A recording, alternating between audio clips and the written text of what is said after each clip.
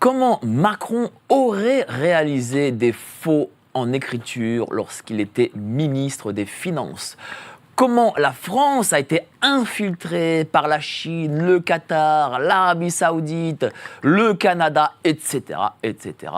Comment les tentacules de l'ONU se sont infiltrés au sein de nos institutions, dont l'Assemblée nationale et le Sénat. À ces questions répondra Sylvie Charles, une citoyenne qui, avec sa centaine d'enquêteurs citoyens, ont mis à jour toutes les magouilles dont était victime la France. Vous êtes sur Géopolitique Profonde, générique.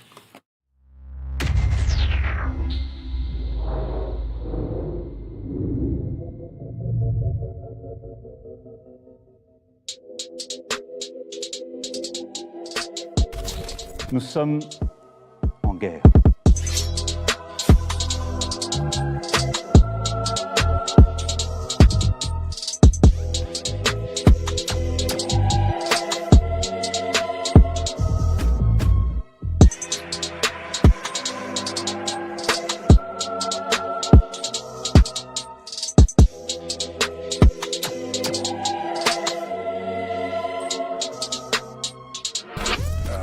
Il ne faut pas avoir peur.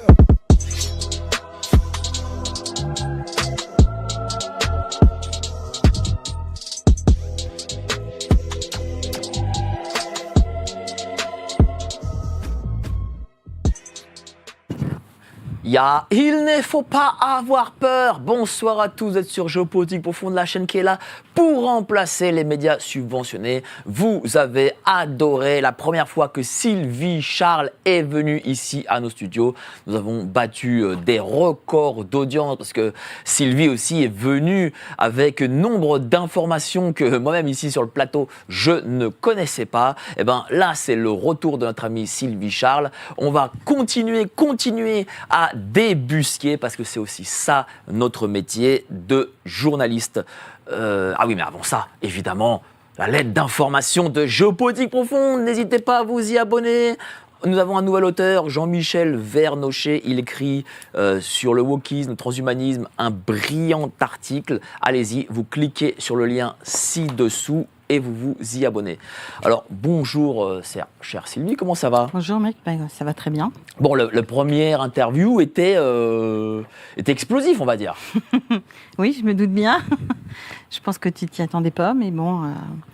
Moi non plus d'ailleurs, hein, je veux dire, quand on a commencé à travailler sur le dossier, on ne s'attendait pas à arriver jusqu'à l'ONU, jusqu'à la Chine, jusqu'à la Russie, quoi. Voilà, donc je rappelle, voilà. Toi tu n'es pas toute seule à travailler, tu as nombre d'enquêteurs, quasiment une centaine d'enquêteurs, ouais. Et c'est pour ça aussi que les infos sortent et que voilà, parce que vous êtes pas, parce que souvent les journalistes travaillent seuls, parfois avec des sources. Mais là, pour le coup, vous êtes vraiment 100 citoyens qui avaient décidé de mettre votre nez dans les affaires de l'État. On a des permanents et on a des personnes qui viennent, temporairement, parce qu'ils ont envie de retrouver la France qu'on connaissait avant, avec ses lois et ses règles. Et voilà, donc voilà. Alors, il faut savoir aussi qu'on est divisé en deux groupes. Ouais. Il y a un groupe qui s'occupe de tout ce qui est banditisme, parce que c'est plus leur domaine, puisque c'est quand même... D'accord. Ils sont policiers et gendarmes. Et un deuxième groupe dont je fais partie, c'est là toutes les informations que je vous apporte, qui lui s'occupe de ce qui est institutionnel et financier. Alors tu es venu avec nombre de dossiers, nombre de preuves, enfin ce sur quoi tu as travaillé. Toujours des éléments factuels. Plein d'éléments factuels. Voilà. C'est tous les éléments qui sont à disposition de tout le monde. D'accord. C'est-à-dire que ces éléments, on les trouve publiquement. Publiquement. D'accord. Voilà. Donc ce n'est pas, on lance pas des choses comme ça. On les trouve publiquement, mais il est évident que si on n'a pas le fil conducteur, on ne peut pas les trouver parce que c'est un puzzle en fait qui est réparti. Le puzzle est complètement démonté, il est complètement éclaté partout. Et si on n'a pas le fil conducteur, on ne sait pas le remettre en place. Alors on va commencer cet entretien, mais avant ça, nous avons notre ami journaliste qui est venu aussi avec tous ces éléments à lui. Marc Daoud, directeur de publication de Nexus. Comment tu vas, cher Marc? Salut cher Mike, ça va, toujours dans les dossiers. Sylvie m'a donné beaucoup de boulot. Elle a abattu un travail monumental avec son équipe. Et en fait, ce que j'ai échangé avec elle avant l'émission, c'est un énorme boulot pour se rendre compte et apercevoir tout l'écosystème mondialiste qui domine ce monde et dans lequel la France, malheureusement, est pris en étau. Et j'ai l'impression que la France est une pièce maîtresse à faire tomber pour les mondialistes. Oui, tout à fait. C'est très important, ça. C'est une vraie pièce maîtresse, ça c'est... Ah oui, c'est concret. C'est concret, puisque qu'on le veuille ou non, les politiques ne sont pas différents que les autres. Ils ont des règles à respecter. Et là aujourd'hui, et c'est bien pour ça d'ailleurs qu'ils travaillent dans l'ombre. Ils ne crient pas haut et fort, ils font les choses de façon plus ou moins discrète. Donc quand ils se sont rendus compte qu'ils ne pouvaient pas bouger notre Constitution comme ils le souhaitaient, eh bien, il fallait qu'ils entament une politique destructrice pour conduire les gens, les Français, à se débarrasser de cette fameuse Constitution qui leur pose problème aujourd'hui.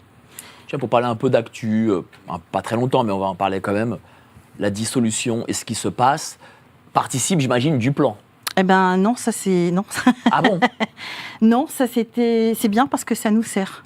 Ah d'accord, très bien. Alors comment ça peut nous Alors ça servir? nous sert parce que Emmanuel Macron a démontré au monde entier qu'il ne respectait pas la Constitution française. D'accord. Donc si beaucoup de Français ne connaissent pas la puissance de notre Constitution, à l'étranger, ils la connaissent. Et donc du coup, ils ont les yeux rivés sur nous, ils attendent de voir ce qui va se passer, ce que la population va faire. Et puis deuxièmement, je veux dire, les députés qui derrière ont suivi Emmanuel Macron pour être élus en ne respectant pas encore une fois le délai de notre Constitution, ben, eux, ils sont aussi dans faute. Voilà. Et puis la troisième partie, eh bien, qui va les mettre en difficulté, c'est leur programme, puisque dans leur programme, il n'y a strictement rien sur les dysfonctionnements de la France réels, ce que j'ai soulevé la dernière fois que je suis passée chez toi, alors qu'ils ont tous reçu le rapport. Puisque les personnes, justement, qui sont abonnées, qui nous ont suivis sur la chaîne, j'en ai envoyé 1200. Je t'avoue que là, aujourd'hui, pour le reste, j'attends parce qu'on va faire un autre envoi beaucoup plus conséquent. Et donc, certains ont été portés directement le rapport à leur politique, sachant que nous, on l'avait déjà fait en mars 2024. Et on l'avait porté essentiellement là où normalement ça aurait dû bouger, au ministère de l'Intérieur. Et en particulier, le brigadier chef de Monchy, elle l'avait déjà transmis à Castaner, elle l'avait retransmis à Darmanin. Donc voilà. Et aujourd'hui, eh bien, il n'y a personne qui bouge sur ça, parce que ils sont embêtés. Je pense qu'ils ne savent pas par quel bout le prendre, ni comment faire. Voilà. Alors, je te remercie, chère Sylvie. Il y a une première chose dont j'ai parlé en introduction, c'est que M. Macron, lorsqu'il a été ministre des Finances, aurait fait des faux en écriture. Oui, c'est comme ça qu'on peut l'appeler. C'est-à-dire, c'est sur vos recherches que vous avez faites, c'est ce que vous avez trouvé. Eh ben, en fait, comme on est parti au niveau financier et que dans la finance, il y a des structures, il y a des entreprises, il y a etc. Voilà. Et donc, nous, on est parti sur le problème de GRDF et d'EDF. D'accord. Et on a puis aussi parce que aujourd'hui, il y a un certain nombre de personnes qui rencontrent des difficultés avec ces organismes. Parce que justement, il y a des problématiques de sécurité, il y a des problématiques d'assurance. Parce que hier, GRDF et EDF étaient publics, donc là, en cas de sinistre, c'est l'État qui répond. Là, aujourd'hui, on est face à des structures qui sont privées, donc ils ont l'obligation normalement d'être assurés. Et ça l'est beaucoup moins sûr, d'autant plus qu'aujourd'hui, ce sont des structures hybrides. Oui, mais parce que c'est quand même une accusation excessivement grave. Oui. Qu'est-ce qui a fait que M. Macron aurait réalisé ce four en écriture? D'abord, il n'a pas fait que ça. Et puis, en plus, je veux dire, il n'est pas le seul. Je veux dire, aujourd'hui, on a un gouvernement qui est défaillant, qui a énormément d'incompétences. On le voit dans l'application aussi dans nos institutions, je veux dire, au niveau de la justice. Et donc là, on peut déjà prendre le premier contrat de service public, 2019-2023. Signé par M. Macron? Oui. D'accord. Signé. Il y a sa signature. Voilà. Elle est où? Alors lui, c'est pas celui-là. Ah. C'est parce qu'il y a les deux. Lui, il est ici. Il est Très là. bien. Là. Voilà. Il est donc au milieu. Voilà. Donc il y a lui. Donc là, il était ministre de l'économie, de l'industrie, du numérique. Il y a Ségolène Royal qui a signé aussi, le ministre de l'écologie, du développement durable. D'accord. Et il y a Sandra Laguna, directeur général de GRDF. Et qu'est-ce qui te fait dire en lisant ce contrat, c'est un contrat, Oui. qu'il s'agit d'un faux en écriture? Eh bien, tout simplement parce qu'un contrat de service public, ça ne fait pas 19 pages. Ça fait combien d'habitude? D'accord.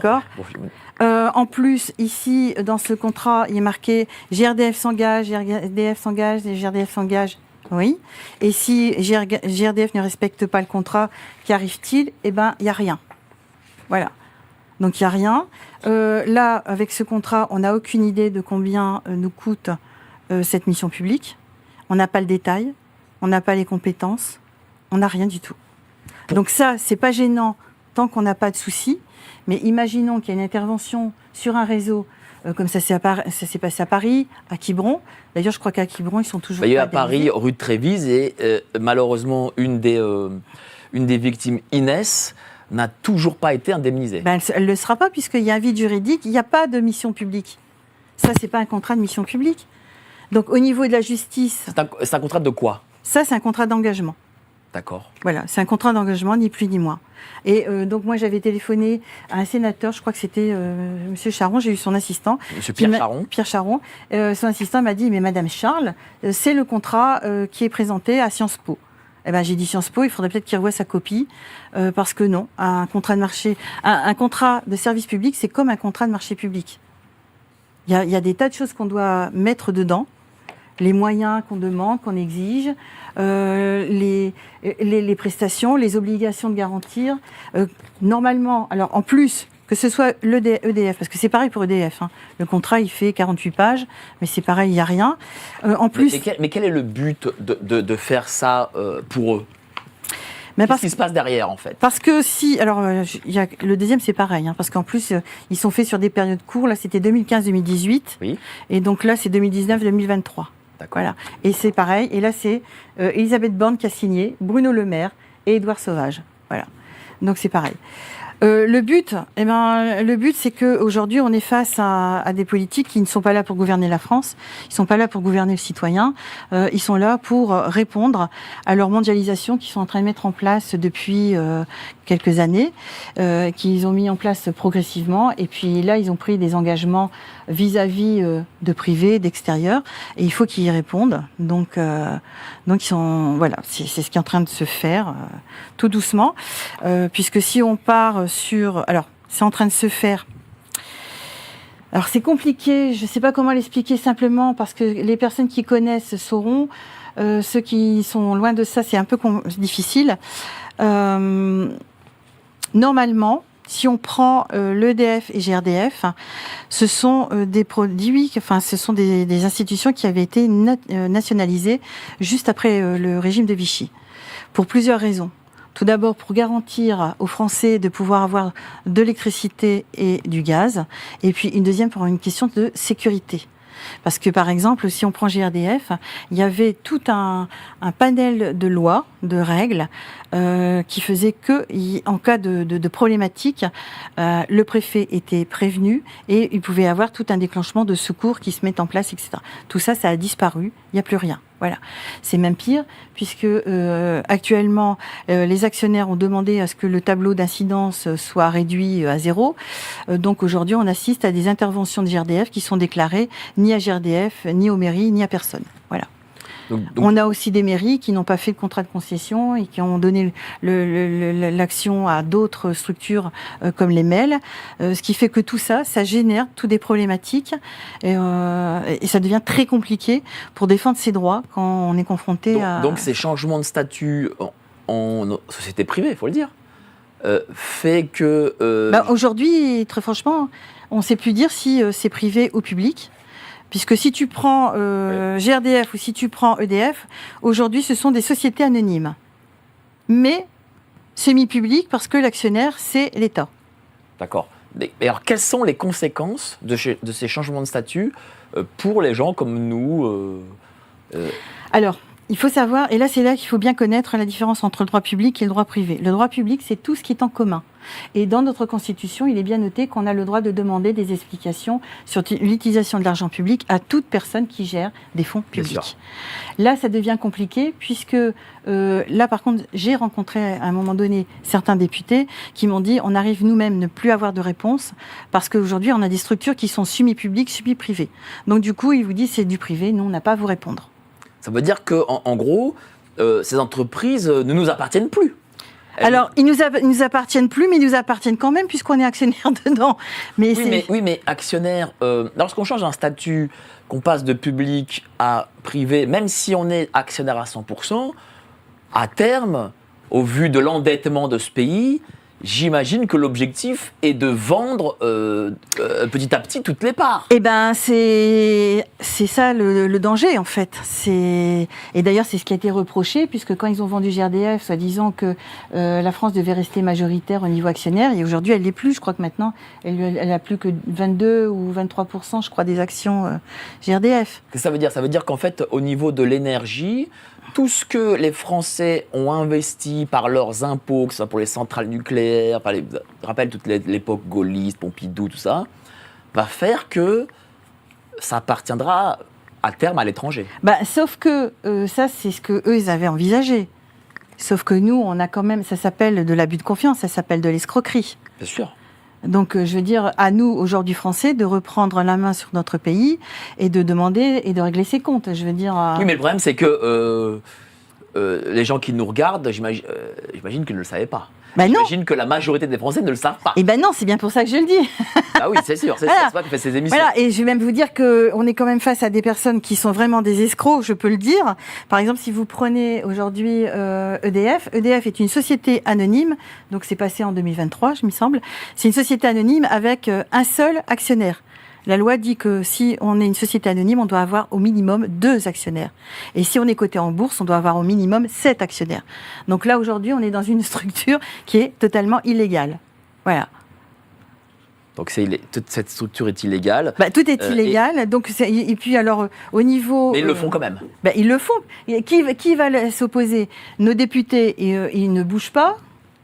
Je veux dire, ils n'arrivent pas à se faire entendre. Et puis surtout, moi, ce que je reproche aux députés, c'est que même ceux qui voulaient bouger, au lieu de venir vers nous, ils ne viennent pas vers nous. Alors, je voudrais quand même que la technique puisse nous montrer les premières pages d'EDF que tu vas commenter. Voilà.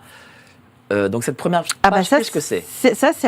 Ce sont les statuts d'EDF. Très bien. Voilà. Que tu as d'ailleurs sur toi. Que j'ai dû avoir quelque part, mais je pense que je ne l'ai pas sorti. Je crois. Bon, tu ne l'as pas sorti, mais en tout cas, voilà. Non. Donc, qu'est-ce qu'il est inscrit dans ces statuts ? Dans les statuts, il est marqué que c'est une société anonyme avec tout ce qui est expliqué concernant les actionnaires. Voilà. Donc, si on regarde ça, aujourd'hui, EDF... Voilà, statut, voilà. Voilà, c'est privé. Électricité de France, on va montrer. Voilà. Donc, c'est une société privée. C'est une société privée. Alors que personne au sein de l'exécutif... l'a dit aux Français. Si. Ah, ils l'ont dit. Si. Alors, très doucement. Il y a eu quelque chose. Alors par contre, voilà, ça c'est le communiqué de presse. Donc Bruno Le Maire, c'est pareil, je veux dire, il fait tout et n'importe quoi. C'est Bruno Le Maire qui a fait ce communiqué de presse en précisant que que EDF était redevenu de nouveau nationalisé. Oui. Donc c'est pas le cas, puisque c'est une société anonyme. Alors certes, aujourd'hui, la France est le seul actionnaire. Donc c'est illégal. Mais juridiquement, c'est-à-dire qu'ils auraient dû changer de statut pour nationaliser. Et la problématique, c'est que les personnes qui ont acquis EDF en privé, les actionnaires, les autres, ne sont pas d'accord parce que, justement, il n'y a pas eu de contrat mission publique. Ils ont fait des transformations et qui sont incapables de revenir en arrière en disant « Nous, on va vous recéder que la part mission publique ». Ben, ils ne peuvent pas puisqu'il n'y en a pas de trace. Et on sait que c'est excessivement important parce que les Allemands veulent couler le nucléaire français, les Américains aussi, enfin la terre entière veut couler le nucléaire français, et là on fait tout en fait pour le couler, quoi. C'est ça. En gros, c'est ça. Bah, le fait, c'est qu'ils ont pris des directives. Par exemple, il y a très peu de personnes qui le savent dans les Hauts-de-France. On sert de terrain d'expérience pour GRDF. Quel type d'expérience ? On nous met du gaz, méthane, etc. Mais on n'est pas au courant, sauf que le gaz méthane n'est pas pareil que le gaz fossile. Donc il y a un problème de pression. Donc aujourd'hui, si vous passez dans le Nord, vous allez voir, les rues sont ouvertes régulièrement parce qu'il y a des fuites. Moi, j'ai découvert que le gaz, c'était quelque chose de très compliqué à enfermer. On ne parle pas non plus des crises sociales qu'il y a au sein d'EDF ou au sein de GRDF, parce que le personnel n'est pas d'accord avec ce qui se passe, que ce soit au niveau professionnel, que ce soit aussi au niveau statut. Parce que là, aujourd'hui, les personnes qui travaillent à EDF, ils sont quoi ? Ils sont fonctionnaires, ils sont salariés, ils sont quoi ? En fait, d'un moment, ils doivent être fonctionnaires. Enfin, en tout cas, les anciens. Peut-être pas les nouveaux. Même les anciens. Un fonctionnaire ne peut pas se retrouver dans une société privée. Et donc là, c'est quoi exactement ? Alors, il faut quand même savoir qu'aujourd'hui, on découvre des personnes qui sont en difficulté. Par exemple, qui sait aujourd'hui que Pôle emploi, qui est devenu France Emploi, est public ? Donc là, c'est le vol de l'argent des entreprises et des salariés, puisque l'État n'a pas à mettre son nez là-dessus. Ce n'est pas son rôle. Qui le sait ? Personne. Et qui sait que les personnels qui étaient salariés, qui étaient en fin de carrière, qui étaient en fin de retraite, se sont retrouvés en difficulté parce que leur statut n'a pas été pris en considération et qu'aujourd'hui, ils sont en train de se battre devant les tribunaux où ils ont la surprise, où on les envoie en correctionnel. Parce que comme c'est du privé, on les envoie là, plutôt que l'administratif.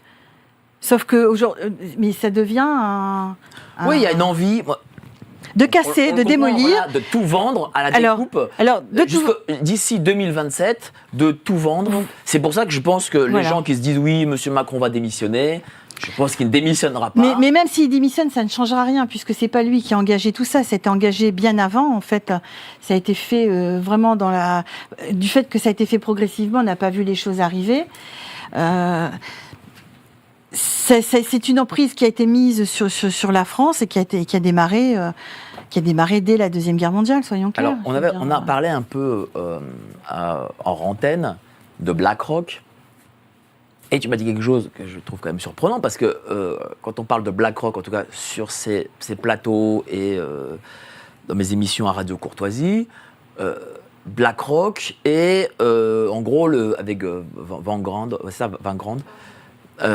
le dernier maillon de la chaîne, en gros, enfin le haut de cet iceberg, quoi. Je veux dire, le dernier maillon, enfin c'est le maillon le plus haut, on va dire, du mondialisme.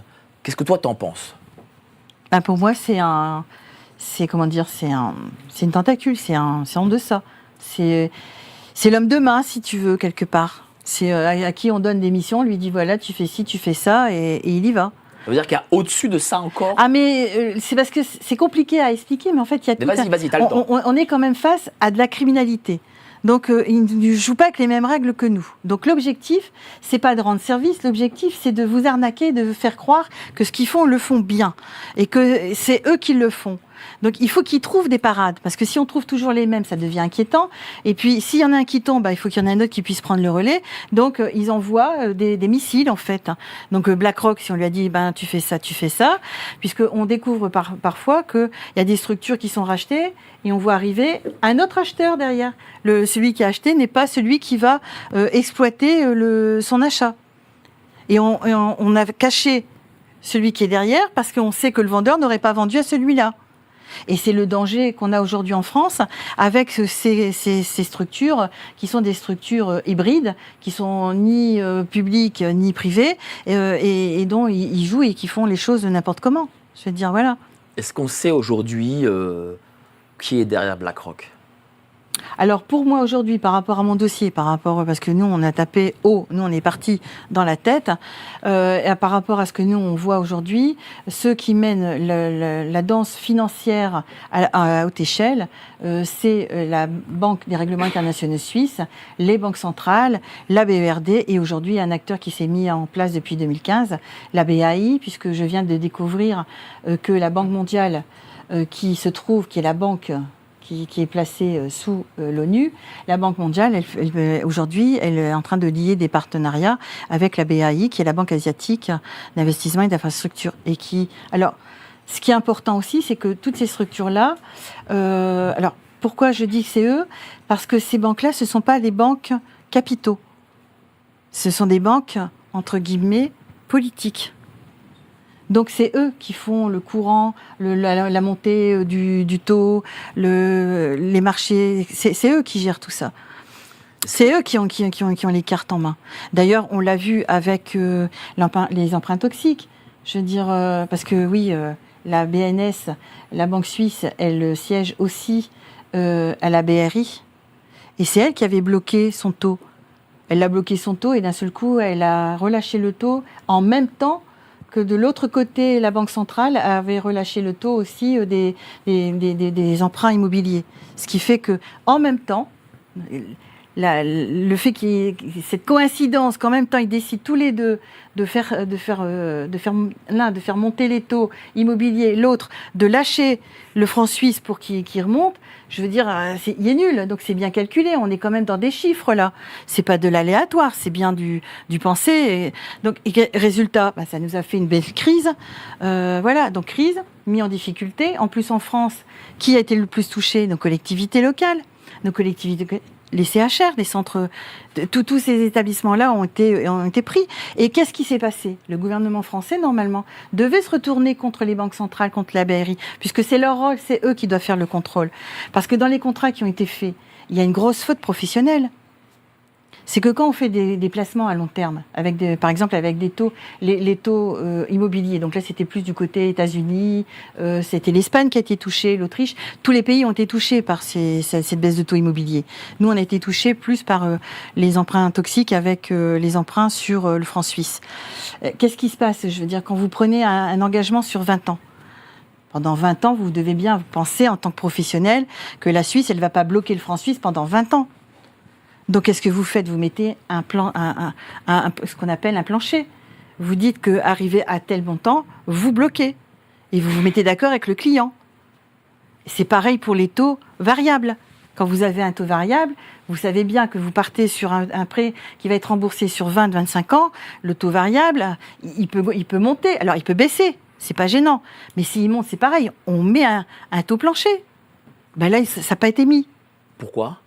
Volontairement, parce que l'objectif c'était d'endetter les pays, d'endetter nous la France, ça nous a endettés puisque c'est nous qui avons payé, c'est nous les Français qui avons payé la catastrophe. C'est-à-dire que l'objectif là, les 3 000 milliards d'euros de dette que possède la France et 30 000 milliards d'euros. Elle n'aurait jamais dû. Elle n'aurait jamais dû avoir. Jamais dû. Jamais. Et c'est fait sciemment. Bien sûr que c'est fait sciemment. Pour que toujours nous payons par l'impôt. C'est fait sciemment parce qu'il y a un tribunal, parce qu'il y a quand même des magistrats qui sont bien. Parce qu'en fait, ce qu'ils ont fait pour pouvoir aider les collectivités qui avaient fait ces emprunts toxiques, pour les aider, ils ont fait un appel, ils ont mis en place un fonds de mondialisation. Mais ils ont appliqué la méthode à l'américaine, c'est-à-dire qu'ils ont demandé aux collectivités, vous pouvez accéder au fonds de mutualisation, qu'à condition que vous nous signiez un papier comme quoi vous ne poursuivez pas, un papier de confidentialité.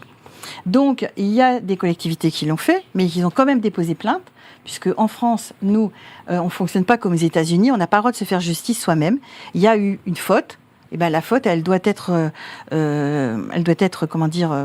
prise en considération, elle doit être indemnisée. Donc, c'est celui qui est responsable de la faute qui doit... Voilà. Donc, ils ont condamné la banque.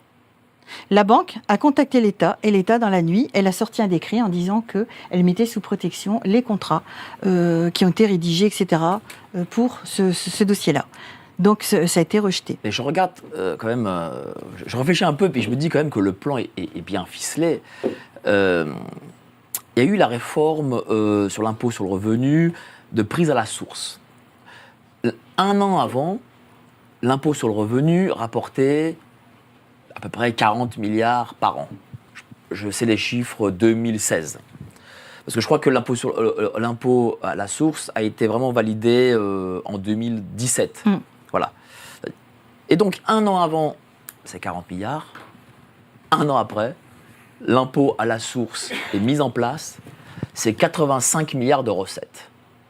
C'est quand même bien ficelé tout ça. Ah oui? C'est-à-dire qu'en fait, aujourd'hui, toutes les réformes fiscales faites par l'État ont pour objectif d'augmenter les impôts des gens, la recette, de leur prendre les sous pour, en plus, créer cet endettement. Bah oui.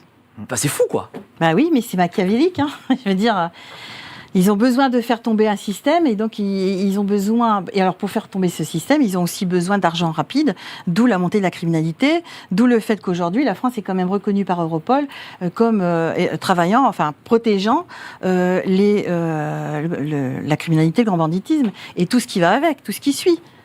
Donc bien sûr qu'ils ont besoin d'argent, ils ont besoin de beaucoup d'argent. Et là, ils vont encore en avoir besoin de beaucoup plus. Parce que vu ce qui est en train de se passer, et comme on est en train de monter au créneau, et comme l'air de rien, j'étais entendue chez toi, mais figure-toi que j'étais entendue aussi en Afrique, Oui. mais dans un autre contexte, parce que j'étais intervenue, c'est en 2018, on m'avait posé une question sur Eurogenfort. Je suis intervenue sur Eurogenfort, sur Univers TV, et cette vidéo a fait apparemment le buzz partout, et en Afrique, ça a fait un clash. Et aujourd'hui, j'ai découvert que j'étais sur Eurogenfort. Je passe sur Eurogenfort et il y a un journaliste qui s'appelle Laurent Frécus, je crois, de TV5 Monde, qui explique que non, ce que je dis, c'est faux. Eurogenfort, c'est légal, il n'y a pas de problème. Dis-moi ce que c'est un peu Eurogenfort. Alors Eurogenfort, c'est cette armée qui est l'ancêtre, enfin qui est la nouvelle appellation des armées Gladio, qui a été mis dans nos comptes en 2010 par Alliot-Marie. Donc c'est pas à l'initiative d'Alliot-Marie, c'est que ces armées existaient, sauf que ces armées étaient financées par des contributions volontaires. Ils ont perdu des contributeurs, certainement certains se sont rendus compte que ce qu'on leur disait, parce qu'ils se mentent entre eux, hein, ça on l'a vu aussi, c'est bien pour nous ça aussi. Ils se sont retirés, donc ils ont fait rentrer cette armée dans nos comptes. Ils ont fait un décret, sauf que cette armée, c'est une armée qui n'est pas conventionnelle, qui n'est pas soumise à traité et qui ne fait pas partie de l'Union européenne. Donc Eurogenfort, c'est pour prêter à confusion. Et ça a été mis en place avec 5 pays qui sont l'Italie, l'Espagne, le Portugal et les Pays-Bas. Donc voilà, donc on a cette armée qui est rentrée là-dedans. C'est une gendarmerie, certes. Par exemple, on a découvert, justement, si on va sur Eurogenfort, on a découvert qu'il y avait 2 conseillers et une équipe d'Eurogenfort qui étaient présents le 21 juillet 2023 en Ukraine. C'est fou. Mais voilà, et c'est pour ça que l'ONU, elle fait. Alors c'est pour ça que nous, quand on est rentré, le fait, c'est que quand on tire sur un point. Comme là, quand on a tiré sur Eurogenfort, déjà, on a tiré sur le financement, parce qu'il y a du financement. En plus, le siège se trouve en Italie. Hein. Les locaux sont gentiment prêtés par le gouvernement italien. Donc, ils ne peuvent pas non plus l'ignorer. Voilà. Ils ont du matériel dernier cri. Hein. Donc, moi, j'avais donc donné tous les éléments. J'avais donné l'extrait de l'Assemblée nationale, etc. Donc, tout est bien dit. Et là, ils sont en train de dire le contraire. Et puis, alors, à la fin, tu as le journaliste qui pose la question. Oui, il dit, c'est qui, Madame Charles? Sylvie Charles, c'est qui? Et l'autre, il lui répond, on ne sait pas trop. Voilà. Donc moi j'ai téléphoné à TV5, donc le journaliste est en congé. J'ai dit moi j'ai des explications à vous demander. Donc maintenant ils sauront parce que comme on fait les émissions ici et que les gens les partagent, ils sauront et je pense qu'ils savent déjà. Tu as parlé de l'ONU, on va rebondir sur l'ONU. C'est quand même excessivement important parce que l'ONU, théoriquement, c'est une agence internationale qui fait le bien dans le monde. Voilà, donc c'est pas vraiment ça l'ONU en fait, dans les faits. Dans les faits, ouais, dans les faits. Dans les faits, c'est quoi? Est-ce que c'est le bras armé du mondialisme? Oui, mais moi, avant ça, j'aurais bien aimé qu'on avance, qu'on va un peu plus loin, parce Vas-y. que on parlait d'Emmanuel Macron avec les. Bon, on a vu qu'il GRDF. n'est pas tout seul, tout le monde a suivi. Je veux dire, tout le monde suit au niveau de. Mais il y a aussi la loi du 6 août 2015 pour la croissance, l'activité et l'égalité des chances qui avait été mise en place par le 49.3 D'accord. et qui avait enlevé la réglementation d'un certain nombre de professions. Alors, est-ce qu'il est possible de le montrer? C'est quelque chose qu'on a. Oui, ça vous devez l'avoir. Voilà. Donc, si c'est sais possible plus où de j'ai montrer, mis. mais de toute façon, on va montrer. Et donc, qu'est-ce que ça signifie? Bon, de toute façon, voilà, tu l'as là. Voilà, c'est ça. Voilà. La loi du 6 Alors, 2015. déjà, je vous rappelle que Macron était ministre de l'économie. Sauf que les notaires, les huissiers, les avocats dépendent du ministère de la Justice. Donc, j'ai pas bien compris ce que Macron est venu faire là. Donc, lui, il a fait une déréglementation, c'est-à-dire, on n'a plus il n'y a plus de charges à acheter. Vous vous installez où vous voulez. Alors, c'est pas vrai parce que vous pouvez. Il y a des endroits où vous pouvez vous installer où vous voulez, mais il y a des endroits où vous ne pouvez pas. Donc déjà, pourquoi? On ne sait pas. Voilà. Apparemment, j'ai appris que depuis maintenant 4-5 ans, c'est plus appliqué. Parce que les notaires, bien sûr, sont montés au créneau. Alors, c'est très surprenant qu'il ait pris cette décision, parce que je ne vois pas ce que ça va apporter dans la croissance de l'activité. Donc, ils veulent des jeunes, ils veulent des femmes. Donc, on sait pourquoi ils veulent des jeunes, parce que les jeunes n'ont pas la formation, ils n'ont pas le recul, ils n'ont pas les compétences. Ils prennent des femmes qui ne sont pas forcément mieux formées non plus, d'accord ? En tout cas, ils ne prennent pas les plus intelligentes, apparemment. Donc voilà. Et donc, à l'époque où il fait ça, il y a une montée parce qu'on a des problèmes avec des notaires qui sont peu scrupuleux. Donc il y a une montée de corruption parmi le notariat, ce qui fait que les notaires qui sont sérieux, eux, ils sont mis sur le côté, on ne veut pas les entendre. Et par contre, les autres, ils se... Voilà. Et on sait maintenant pourquoi, puisque derrière, on a découvert qu'il a été mis en place l'association du notariat qui est rattachée justement dans les tentacules de l'ONU. Et là, si on va un peu plus haut, on se rend compte que tous les organismes comme l'ONU, la BRD, la BAI, les banques centrales, tous ces organismes-là ont un statut particulier. Lequel? Alors c'est un mot que j'ai du mal à dire. Ils sont dans un contexte d'extraterritorialité, puisqu'ils n'ont pas à répondre par rapport aux lois des États où ils sont. C'est-à-dire que voilà, l'ONU est au-dessus de l'État français, par exemple. Oui, elle est au-dessus de tous les États. Voilà, donc ils font ce qu'ils veulent. On a découvert, comme dans la BERD, etc., où les salariés, les fonctionnaires, alors moi je ne sais plus si c'est des fonctionnaires ou salariés, ne payent pas d'impôts dans les pays où ils se trouvent. Tout ce qui est social, etc., c'est les structures qui leur proposent, qui font des partenariats qui leur proposent. Donc je me suis dit, mais comment ils font pour gérer les conflits? Parce que quand on a X personnel, on a des difficultés, d'accord? Eh bien, on découvre qu'ils ont leurs propres tribunaux. Donc, ils fonctionnent en interne. Voilà. Donc, c'est une sorte de l'ONU l'ONU, de Cosa Nostra. C'est comme la BERD, en fait. C'est un État mondial. Voilà. Il fonctionne en circuit fermé. Alors, moi, la question que je me pose, c'est quel est le statut des chefs d'État là-dedans? Mais à la rigueur, on pourrait se dire, bon, ils sont en circuit fermé, pourquoi pas? Mais le problème, c'est qu'ils font de l'ingérence. Et ils s'ingèrent dans nos affaires françaises, par exemple. Alors, pour moi, ils ne doivent pas travailler en circuit fermé, ils ne doivent pas travailler dans ce système-là, parce que les personnes quand même qui y siègent et qui prennent les décisions pour les autres États... Oui, c'est ça, ils prennent des décisions pour les autres États. Mais oui, mais c'est quand même nos dirigeants qui y siègent. Oui, évidemment. Donc parce que je vous rappelle qu'on est un État souverain. Non, mais ce que je voulais dire, c'est que si l'ONU avait sa propre vie et que ils étaient comme une forme de personnes qui s'opposaient à des méchants, elle n'existerait pas. Non, puis elle n'existerait pas parce qu'elle serait pas entendue de toute façon. Puisque là aujourd'hui, la problématique qu'on a, c'est pas les populations, c'est pas le peuple qui pose problème, c'est nos dirigeants. Parce qu'on est face à des personnes qui veulent nous replonger dans le passé, ils veulent nous replonger sous la gouvernance d'une seule personne qui va décider pour nous, parce que soi-disant que nous, on n'est pas capable de savoir ce qu'on a besoin. Donc je suis désolée, mais En fait, on a fait confiance parce que on a cru qu'après la Deuxième Guerre mondiale, ils allaient être là vraiment pour jouer leur rôle et nous protéger. Et d'ailleurs, on retrouve les mêmes communications de ce genre.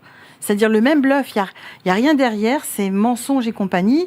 Moi, j'ai cherché, j'ai dit, bon, depuis 1945, quand même, l'ONU, elle a bien mis quelque part une démocratie. Eh bien, rien. Tous les pays où ils sont passés, ils sont en guerre, ils sont en bagarre, parce qu'on parle de l'Ukraine, on parle de Gaza, on parle d'Israël, mais on ne parle pas de ce qui se passe au Congo, en Guinée, ce qui s'est passé en Algérie, ce qui se passe à Burkina Faso, ce qui se passe au Mali. Donc quel est le rôle de l'ONU au Cambodge. Quel est le réel rôle de l'ONU? Eh bien, le rôle de l'ONU, l'objectif pour moi, alors déjà, il faut savoir que après la Deuxième Guerre mondiale, il y a eu un énorme choc psychologique dans les populations parce que c'était pas une guerre uniquement une guerre d'armes, puisqu'il y a une chose dont on parle très peu. D'ailleurs, les jeunes ne sont pas au courant parce que bizarrement, on leur a pas expliqué. C'est la 5e colonne. C'est qu'à un moment donné, les personnes se sont levées le matin avec un voisin, un ami, un parent, chemise noire et qui travaillait pour la Gestapo, qui travaillait pour la Wehrmacht. Et ça, c'était choquant parce que c'était plus une guerre où tu connais pas l'ennemi en fait. Là, tu as l'ennemi à côté de chez toi et tu sais pas comment tu vas pouvoir vivre les choses puisque c'est la délation. Les gens sont emportés. Il faut savoir que les camps de concentration, d'après ce que nous on a découvert, les Européens n'étaient pas au courant. Ils l'ont su parce qu'il y en a qui se sont évadés, mais sinon l'information n'était pas diffusée, n'était pas donnée. Donc, comme c'était très choquant, ils ne pouvaient pas repartir sur un contexte d'autorité. Alors, il y a eu, nous en France, on a eu surtout qu'il faut quand même savoir qu'avant la Deuxième Guerre mondiale, avant la mise en place du gouvernement de Vichy, on avait, nous, une Troisième République, qui a été celle qui a duré la plus longtemps, en fait, jusqu'à présent. Et qui était déjà en danger, puisqu'elle avait été mise en danger par ce qu'on appelle le groupe Les Cagoules, l'extrême droite. Oui, en 1934. Voilà. Et qu'à l'époque, ils ont... En fait, à l'époque, les services de police ont minimisé l'affaire, puisque il y avait quand même des ramifications sur nos frontières, sur la frontière espagnole, la frontière italienne, qui s'étaient mis en place. Donc, ils n'ont pas vu arriver. Et puis, il y a eu le régime de Vichy, qui a été très marquant, d'ailleurs. Et ensuite, derrière, il y a eu le gouvernement de transition et il y a eu la 4e République. Alors, moi, c'est hier, je ne sais plus quelle est cette personne, j'ai entendu à la télévision, je n'ai pas retenu son nom. Elle dit, aujourd'hui, on a l'impression de se retrouver sous la 4e République. Oui, on est sous la 4e République, puisqu'il nous ressort des textes et des lois qui sont vieilles, qui datent de cette période-là. Et puis, en plus, ils arrivent à le faire croire aux gens, c'est ça qui est encore pire. Mais il y a une grosse différence. C'est que la 4e République, c'était en fonction de sa composition, puisque le pouvoir était donné aux députés. C'était eux qui faisaient la Constitution. C'est un pays parlementaire. Ben voilà, c'était eux qui faisaient la Constitution. C'était à eux de construire quelque chose. Ils n'ont pas su se mettre d'accord parce que chacun se tirait la couverture à soi et le pays était en train de monter. Le pays, il était prêt à reprendre les armes et à en découdre avec leurs représentants. Et c'est là que moi, je le dis comme je le pense, je ne suis pas historienne. Hein, donc, voilà. Et derrière, qu'est-ce qui s'est passé ? Il y a un groupe de politiques, dont le général de Gaulle, dont René Coty. Il a dit, on va mettre un terme à tout ça. On va proposer aux Français de voter la souveraineté de la nation, s'ils l'acceptent ou pas. Et ils ont soumis aux Français notre constitution qu'on connaît aujourd'hui, qui n'est pas seule, puisque nous, on n'est pas comme des États-Unis, on n'a pas qu'un texte. Nous, on a un texte avec un certain nombre d'articles, et à côté, on a la Déclaration des droits de l'homme et citoyen de 1789, qui est très bien écrite, et on a le préambule de 1946. Alors, quand j'entends aujourd'hui quelqu'un qui me dit « Oui, mais on a des représentants et leur donne les pleins pouvoirs », ah non, vous lisez la Constitution, ils ont leur feuille de route, c'est marqué dedans. Le fait, c'est que jamais, je pense qu'à l'époque-là, ils n'ont jamais pensé qu'on allait avoir de nouveau des Français qui allaient trahir les Français. Et là, aujourd'hui, on est dans de la trahison. Aujourd'hui, on a un exécutif qui trahit. Moi, je suis plus mauvaise que ça. On a des politiques qui nous trahissent. Je suis passée chez toi, je veux dire, je dénonce un dossier de blanchiment d'argent, de financement de terrorisme, je dénonce ce qui se passe dans la police, où il y a quand même, où on suicide les gens, on tue les gens. Je veux dire, qui est venu me rencontrer, qui est venu me prendre contact avec moi? Je veux dire, des citoyens qui se sont présentés d'ailleurs comme citoyens. Je veux dire. D'ailleurs, tu as eu beaucoup de citoyens qui sont venus voir toi? J'en ai eu aujourd'hui avec toi et Nicolas Bouvier, puisque ça s'est fait en même temps. Je suis à plus de 1500. 1500? Plus de 1500. Quand même. Donc j'ai réussi à répondre à 1200. Là, j'ai dit que comme je vais sortir, puisque là, comme on est rentré en résistance et que on va donner la feuille de route de la résistance, je vais tout leur donner en même temps. Et alors les messages que j'ai, c'est on est tombé par terre, on savait bien qu'il se passait quelque chose, mais quand même pas de cette ampleur-là. Voilà, donc c'est la grande découverte, ça a été la grande surprise. Et on m'a demandé les documents. Voilà. Merci à toi, chère Sylvie. On va passer au grand débat, à la grande discussion plutôt, avec notre ami Marc Daoud, qui est venu avec ses recherches à lui aussi. Alors, si tu veux bien avant, vas-y. Je vais te donner un exemple de comment on peut faire avaler les couleuvres à tout le monde. Ça, c'est la couverture du livre du policier Alexandre Langlois. Je pense que vous en avez entendu parler. Oui, je l'ai déjà interviewé. Voilà. Donc, à un moment donné, tout le monde faisait l'apologie de son bouquin et on m'a dit, mais Sylvie, tu sais, il doit tout raconter dans son bouquin. Donc, j'ai dit, ok, s'il raconte tout, c'est bien. Moi, c'est bon, ça me va. Il a beaucoup perdu pour avoir raconté beaucoup. Ah ben, sauf qu'il raconte pas beaucoup, déjà. Et puis, moi, je me suis arrêtée à la page 17. J'ai dit, là, il y a un sérieux problème quand même. Parce que Monsieur Langlois, il a quand même une licence en droit et en politique. Oui. Et à la page 17, il écrit ceci. Le peuple ou le pouvoir? La première question est philosophique. Au service de qui doit être la police nationale? En France, elle est fondée sur deux textes diamétralement opposés. Le plus ancien, l'article 12 de la Déclaration des droits de l'homme et du citoyen de 1789, prévoit que la garantie des droits de l'homme et du citoyen nécessite une force publique. Cette force est donc instituée pour l'usage de tous et non pour l'utilité particulière de ceux auxquels elle est confiée. Alors là, écoutez la suite.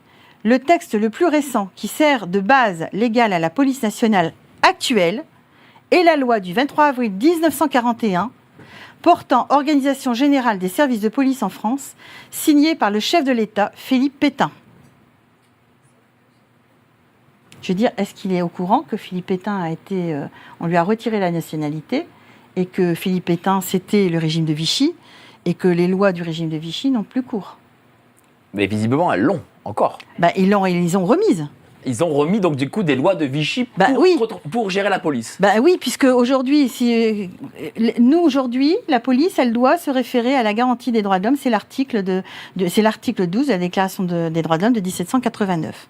Sauf qu'eux, ils sont repartis sur 1941 parce que du coup, ils mettent en place des milices, puisque je vous rappelle que derrière, ils ont mis le SNAPS qui est infiltré aujourd'hui dans la police, et Oro-Jean-Fort qui est aussi infiltré dans la gendarmerie. C'est une sacrée info, ça, pour le coup. Oui, et alors tout le monde a parlé de ce bouquin, et puis du coup, moi, je l'ai mis dans les courriers, du coup, maintenant, on n'en parle plus. Mais je dis, mais punaise, ils lisent pas ou quoi? En tout cas, moi, ce sera un grand plaisir que je te mettrai en relation avec Alexandre Langlois. Mais je connais, j'étais en contact avec lui. D'accord, et qu'est-ce que vous êtes c'est pour ça qu'il m'a déçu, parce que moi, Et qu'est-ce qu'il a répondu? Mais bon, c'est quelque chose de factuel qu'il dit. Ah, sur ça, non, sur ça, je ne l'ai pas contacté. D'accord. Mais sur le SNAPS et tout ça, il était au courant de tout, puisqu'il était syndicaliste. On avait dit, si tu montes au créneau, vas-y. Et il n'y a pas été. Voilà. Bon. Mais voilà le genre d'informations qu'on donne, et ça passe. Et personne ne dénonce rien.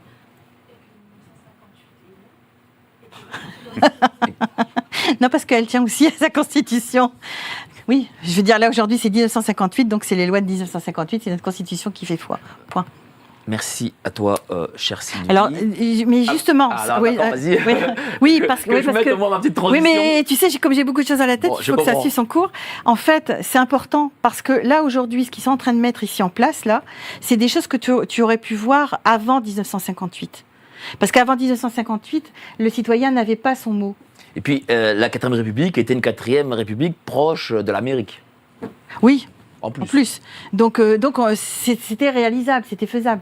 Mais là, aujourd'hui, avec notre Constitution, ça ne l'est pas, ils ont des comptes à nous rendre. Et ils ne veulent pas nous en rendre, mais il va falloir qu'ils nous en rendent. Voilà. C'est bon, je peux faire Oui, maintenant tu peux y aller. Voilà. Merci, Sylvie. On va passer là, à la grande discussion avec Marc Daoud. Mais avant ça, les petites annonces. Envie de lire un magazine rentable ? c'est-à-dire s'informer avec des spécialistes sur les sujets qu'on aime, mais aussi protéger ses finances et sa vie privée. Comment ? En appliquant nos stratégies financières. L'objectif ? Surperformer face à l'inflation. La lettre confidentielle, la seule lecture rentable. Merci à vous d'être si nombreux. Rien que sur YouTube, 2800 personnes en même temps. Continuez à venir, en tout 5200 avec les X. Continuez à venir, à partager. Il y a la première émission, il y avait des infos dingues. Là encore d'autres informations. Donc allez-y. Moi-même, j'apprends. Je suis en train d'apprendre en plein plateau, quoi. Voilà. Donc allez-y. Partagez à fond. N'oubliez pas aussi de vous abonner à la lettre d'information de Géopolitique Profonde. Vous cliquez sur le lien ci-dessous, sous la description. Des articles, de la vraie information aussi. Nous, on fait que de la vraie information. Voilà, on est comme ça. Donc dis-moi, cher Marc, tu as écouté l'entretien avec notre amie Sylvie. Qu'est-ce que tu en as pensé ? Avec grande attention, comme toi, j'écoute comme j'imagine tous les spectateurs actuellement. J'avais été en lien aussi avec Sylvie ces précédents jours et j'ai pu un peu creuser. Franchement, c'est un boulot énorme et je comprends que c'est... Donc déjà, c'est pas une hurluberlu qui raconte des trucs, non. Toi, en tant que journaliste, tu vois que là, on dénoue des fils. Ouais, on dénoue des fils et en fait... Ce qu'a fait Sylvie, c'est qu'elle a dénoué plein de fils que plein de gens, citoyens, journalistes, ont essayé de démêler dans leur coin indépendamment ces dernières années, ces dernières décennies, mais sans forcément faire de lien entre tout ça. Et la force de ce rapport et de sa vision globale des choses, c'est de mettre un peu d'ordre dans tout ce bordel, parce que c'est vrai, il faut le dire, franchement, la plupart des gens n'y comprennent rien. Et moi, j'ai mis du temps à comprendre un tout petit peu. Je suis encore très loin d'avoir la vue d'ensemble qu'elle a. Et d'ailleurs, je lui proposais, en dehors du plateau tout à l'heure, j'espère qu'on va pouvoir bosser encore sur ce sujet avec elle et qu'on pourra publier des dossiers dans Nexus.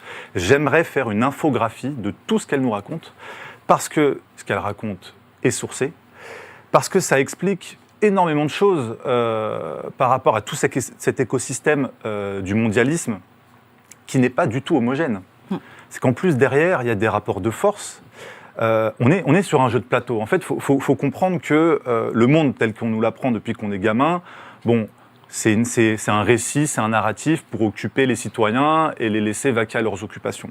Pendant ce temps-là, il y a un jeu de plateau qui s'opère et sur lequel beaucoup de forces sont en présence dans l'opacité la plus importante possible pour s'accaparer quoi finalement ? C'est quoi l'objectif final ? C'est une gouvernance mondiale. Les uns, les autres essayent d'installer leurs standards, d'installer leurs forces, d'installer leur impérialisme pour essayer d'arriver à ce qu'aucun empire n'a réussi à faire pour l'instant, un empire mondial. Alors les États-Unis ont réussi quelques décennies, mais on voit que c'est très fragile et on arrive à la fin de leur empire. Justement, toi tu es journaliste professionnel. Tu es directeur de publication d'un magazine papier. Tu as enquêté, ça fait des années que tu enquêtes sur ces sujets.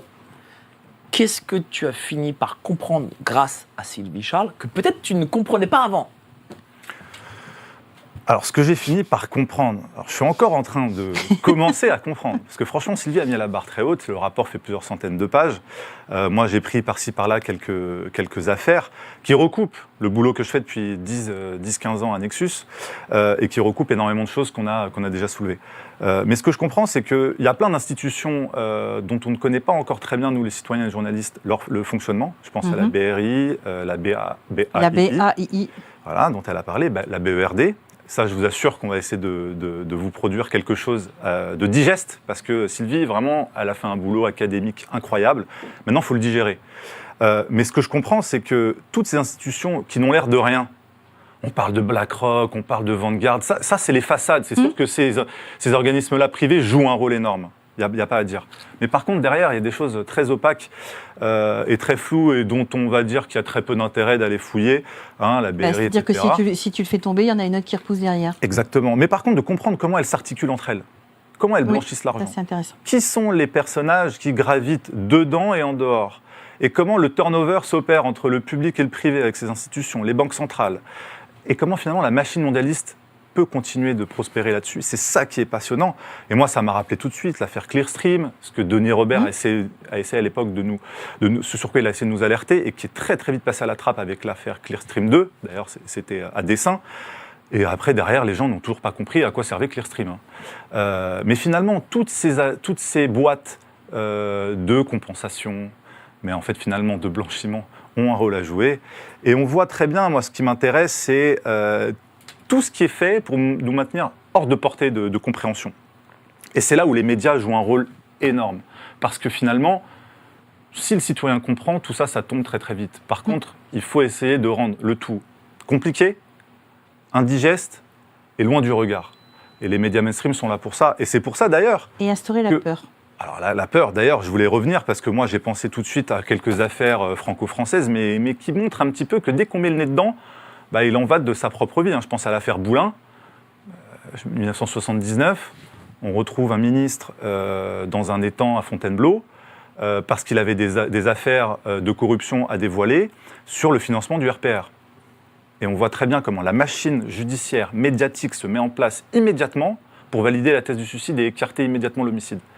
Et c'est là où on voit, parce qu'on a découvert par la suite, il y a eu un envoyé spécial d'Élise Lucet très bien documenté là-dessus, je vous invite vraiment à aller le voir, pour montrer que finalement c'est une partie émergée de l'iceberg, ça. Il y a quand même un ministre qui est assassiné dans la République, c'est quand même énorme. Ça veut dire quoi? Que dès qu'on met le doigt sur les affaires de corruption et que ça implique des gens qui ont des choses à cacher, derrière, la menace, elle est évidente, il en va de votre propre vie, que vous soyez ministre ou pas.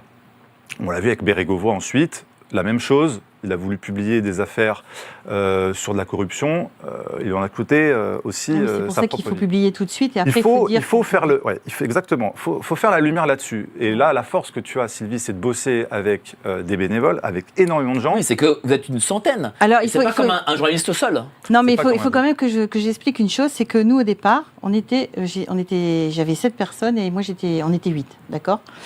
Au départ, on avait prévu de mettre en place une association. Parce que c'était plus facile à gérer, parce que c'est beaucoup plus simple. Sauf qu'on avait à peine mis en place l'association que les membres fondateurs étaient déjà menacés. Ils avaient déjà des ennuis. Quel type d'ennui? Dans leur boulot, puisque c'était des policiers, donc voilà quoi. Donc le harcèlement commençait à rentrer, voilà. Donc on a pris la décision, on a dit on laisse l'association sur le côté. Et j'ai dit on va faire, parce que je suis quand même la meneuse dans cette histoire. Donc j'ai dit, parce que j'ai dû réapprendre quand même aussi aux policiers à enquêter, hein, parce qu'on leur apprend à cloisonner. Exactement. Mais... Et ça va pas du tout. Non. Donc on a fait des ramifications. Donc là j'ai dit c'est clair, on va faire l'inverse de ce qu'ils font, c'est-à-dire que nous on va travailler aussi, mais on va travailler dans l'anonymat. Donc moi c'était pas la peine que je me mette dans l'anonymat puisque moi j'avais l'assassinat de mon père, j'étais déjà en bagarre. Je m'opposais à ce qu'on voulait me contraindre de faire. Donc, dans tous les cas, j'ai dit, pour passer à la trappe, j'ai dit, autant on se battre jusqu'au bout. Donc, j'ai dit, OK, je porte sur mes épaules. Donc, je porte sur mes épaules, et puis voilà, et on a lancé le bazar. Et de fil en aiguille, là, parce qu'au début, croyez-moi que c'était pas... on se regardait tous de travers, on était tous à voir s'il n'y avait pas quelque chose caché dans le dos, hein, quand même. Et puis après, ça s'est étendu, de bouche à oreille, ça s'est ramifié. C'est ça la force de ce boulot, c'est que derrière, ils peuvent menacer une ou plusieurs personnes, ils ne peuvent pas menacer tout le monde, déjà, ils peuvent pas menacer les médias. Et puis ils ne savent pas qui. En plus, et tant mieux. Et le rapport que tu as produit, le premier rapport, parce que tu m'as dit qu'il y aurait des suites, mais en tout cas, il est sur le site, nous on l'a publié sur le site de Nexus, vous pouvez le retrouver actuellement sur nexus.fr. Oui, et puis les informations que moi je ne trouvais pas les réponses, par exemple au niveau de Rochefort, je ne trouvais pas la réponse parce que tout le monde me disait que c'était l'Union européenne, parce que personne ne se serait imaginé que c'était nous, et en France, qui l'avons. Donc j'ai envoyé, j'ai tout un staff de recherche, de chercheurs aussi, de personnes qui connaissent un peu l'histoire, etc. Et il y en a un qui s'appelle Michel Chanu, qui m'a répondu, qui m'a dit mais ça c'est les Gladio, et il a ressorti toutes les affaires des Gladio. Parce que ça fait des décennies que c'est déjà en place. Voilà. Oui. Et moi, ce que j'ai compris grâce à son travail, ce que j'ai confirmé, en tout cas parce que j'avais déjà à peu près la même appréciation de la situation, c'est que la France est une pièce maîtresse de tout ça. Oui. Et que finalement, il y a énormément d'implications de nos politiques dans ces réseaux mondialistes, que ce soit outre-Atlantique ou du côté de la Chine. Alors, français, sauf que là aussi, je remercie le RN parce qu'il nous aide, puisqu'il a dénoncé les doubles nationalités. Il y en a même qui en ont des quadruples de nationalité. Je veux dire, là aussi, c'est pas normal dans l'État français pour des postes à responsabilité. Je veux dire, quand on rentre dans les structures de l'État institutionnel, on doit avoir une nationalité française, point. Et pas 2 nationalités. Parce qu'à un moment donné, on va vous demander de choisir. Mais est-ce que peut-être ça peut les aider, ces gens, d'avoir 2 nationalités dans leur mission? Disons que du coup, tu n'as plus besoin d'être... Les espions en France, ils sont cool. Hein. Ils sont gouvernement, ils ont leur entrée. Toi, tu es citoyen, tu ne peux pas rentrer. Et eux, ils peuvent rentrer, ils ont accès à tout. De toute façon, ils n'ont pas besoin vraiment de faire ça dans l'ombre. Tout est aujourd'hui non, puisqu'on leur ouvre les portes. Vous avez vu le scandale avec le médecin de l'Assemblée nationale, sa secrétaire ou son assistante, je ne sais pas quoi, là, qui a été embauchée et qui était au courant de toutes les affaires de tout le monde et qui, en fait, n'était pas celle qu'elle disait être. Et que lui, pour l'avoir dénoncé, s'est retrouvé en difficulté. Et aujourd'hui, on n'entend plus parler de ce monsieur. Ouais, mais bon, quand on voit les oreilles américaines dans l'ambassade américaine qui pointent vers l'Élysée, on avait vu qu'il y avait combien de ministres et le président de la République à l'époque sous Hollande avait été espionné par la NSA. Derrière, quid de la suite, on ne sait pas. En tout cas, on sait que tout notre appareil politique français est sous surveillance américain et chinois. D'ailleurs, il y a une police secrète chinoise qui opère sur notre territoire. Avec l'autorisation de la France. Mais évidemment. Et ça, d'ailleurs, j'ai découvert dans un reportage d'Élise Lucet très récemment, où un de ses indicateurs, en tout cas une des personnes qui travaillait pour elle, qui était opposant au régime chinois, a été inquiété sur le territoire français. Oui. Ils sont venus essayer de l'expulser de force pour le ramener chez eux. Et effectivement, là, on se dit, bon, c'est sûr que le ministère de l'Intérieur sait très bien qui sont ces officines et il les laisse prospérer. Parce qu'il y a des intérêts. Mais il y a plus grave. Tu prends le SNAPS, je veux dire, aujourd'hui, ils font venir des personnes qui sont d'étrangers sans regarder leur casier judiciaire et les font venir en France et ils ne sont pas forcément rattachés à une entreprise. Aujourd'hui, on a 18 000 agents du SNAPS qui sont dans la nature, on ne sait pas où. Qu'est-ce que c'est le SNAPS? Conseil national des activités privées de sécurité, qui aujourd'hui ont un statut... Alors, mixte, puisqu'ils dépendent d'une administration, mais normalement, ils sont salariés d'une entreprise. Et quand ils ont un conflit, s'ils ont un problème de prud'homme, ils passent au tribunal administratif. Et alors, je m'étais posé la question, mais je me suis dit, mais comment ces gens, qui prend en charge en cas d'accident? Parce qu'en plus, ils sont armés maintenant. D'accord? Ils sont armés. Et ils sont 18 000. Ceux qui ont disparu, qu'on ne sait pas où ils sont, oui. Mais en France. En France, oui. En France, 18 000 oui. De ces agents disparus. Disparus, ils ont une carte du SNAPS, mais on ne sait pas où ils sont. Et c'est la conséquence, c'est quoi, du coup? La conséquence, c'est que comme ils ont le droit à faire des missions de police, et qu'aujourd'hui, si vous demandez, comme moi je l'ai vécu avec l'attaque de l'appartement de mon fils, si vous demandez leur carte, tout de suite, on vous dit attention, méfiez-vous, et vous risquez de vous retrouver par terre avec un pied sur le genou et vous n'aurez pas de réponse. Qu'est-ce que vous faites? Est-ce que ces gens sont peut-être utilisés dans les gilets jaunes, par exemple? De toute façon, ils ont été recrutés déjà à l'étranger. Ouais. Ils ont une formation. Nous, on a vu qu'ils ont des formations paramilitaires. Donc, c'est pas fait pour rien. Surtout, ils sont armés. Voilà. C'est quelque chose, ça, non? Et donc, on a découvert qu'il y a eu des bavures, qu'il y a des tas de choses qui se passent. Et donc, pareil, parce que c'est en cas de...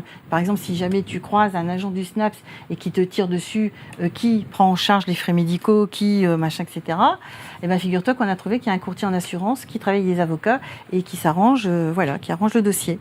Voilà. Alors, est-ce que la victime reste victime ou est-ce qu'elle devient agresseur? Voilà, quiz. Moi, il y a des policiers qui ne sont pas contents de cette situation. C'est fou, ça, non? J'imagine qu'aux Jeux Olympiques, on va en entendre parler de ces choses. Enfin, on n'entendra pas, mais en tout cas, ils se passeront. Déjà, il y en avait 10 qui ont été rejetés des Jeux Olympiques parce que c'était des fichiers S. Non, mais tout ça, de toute façon, ça montre, ça met la lumière sur l'état profond. Et du coup, on revient là.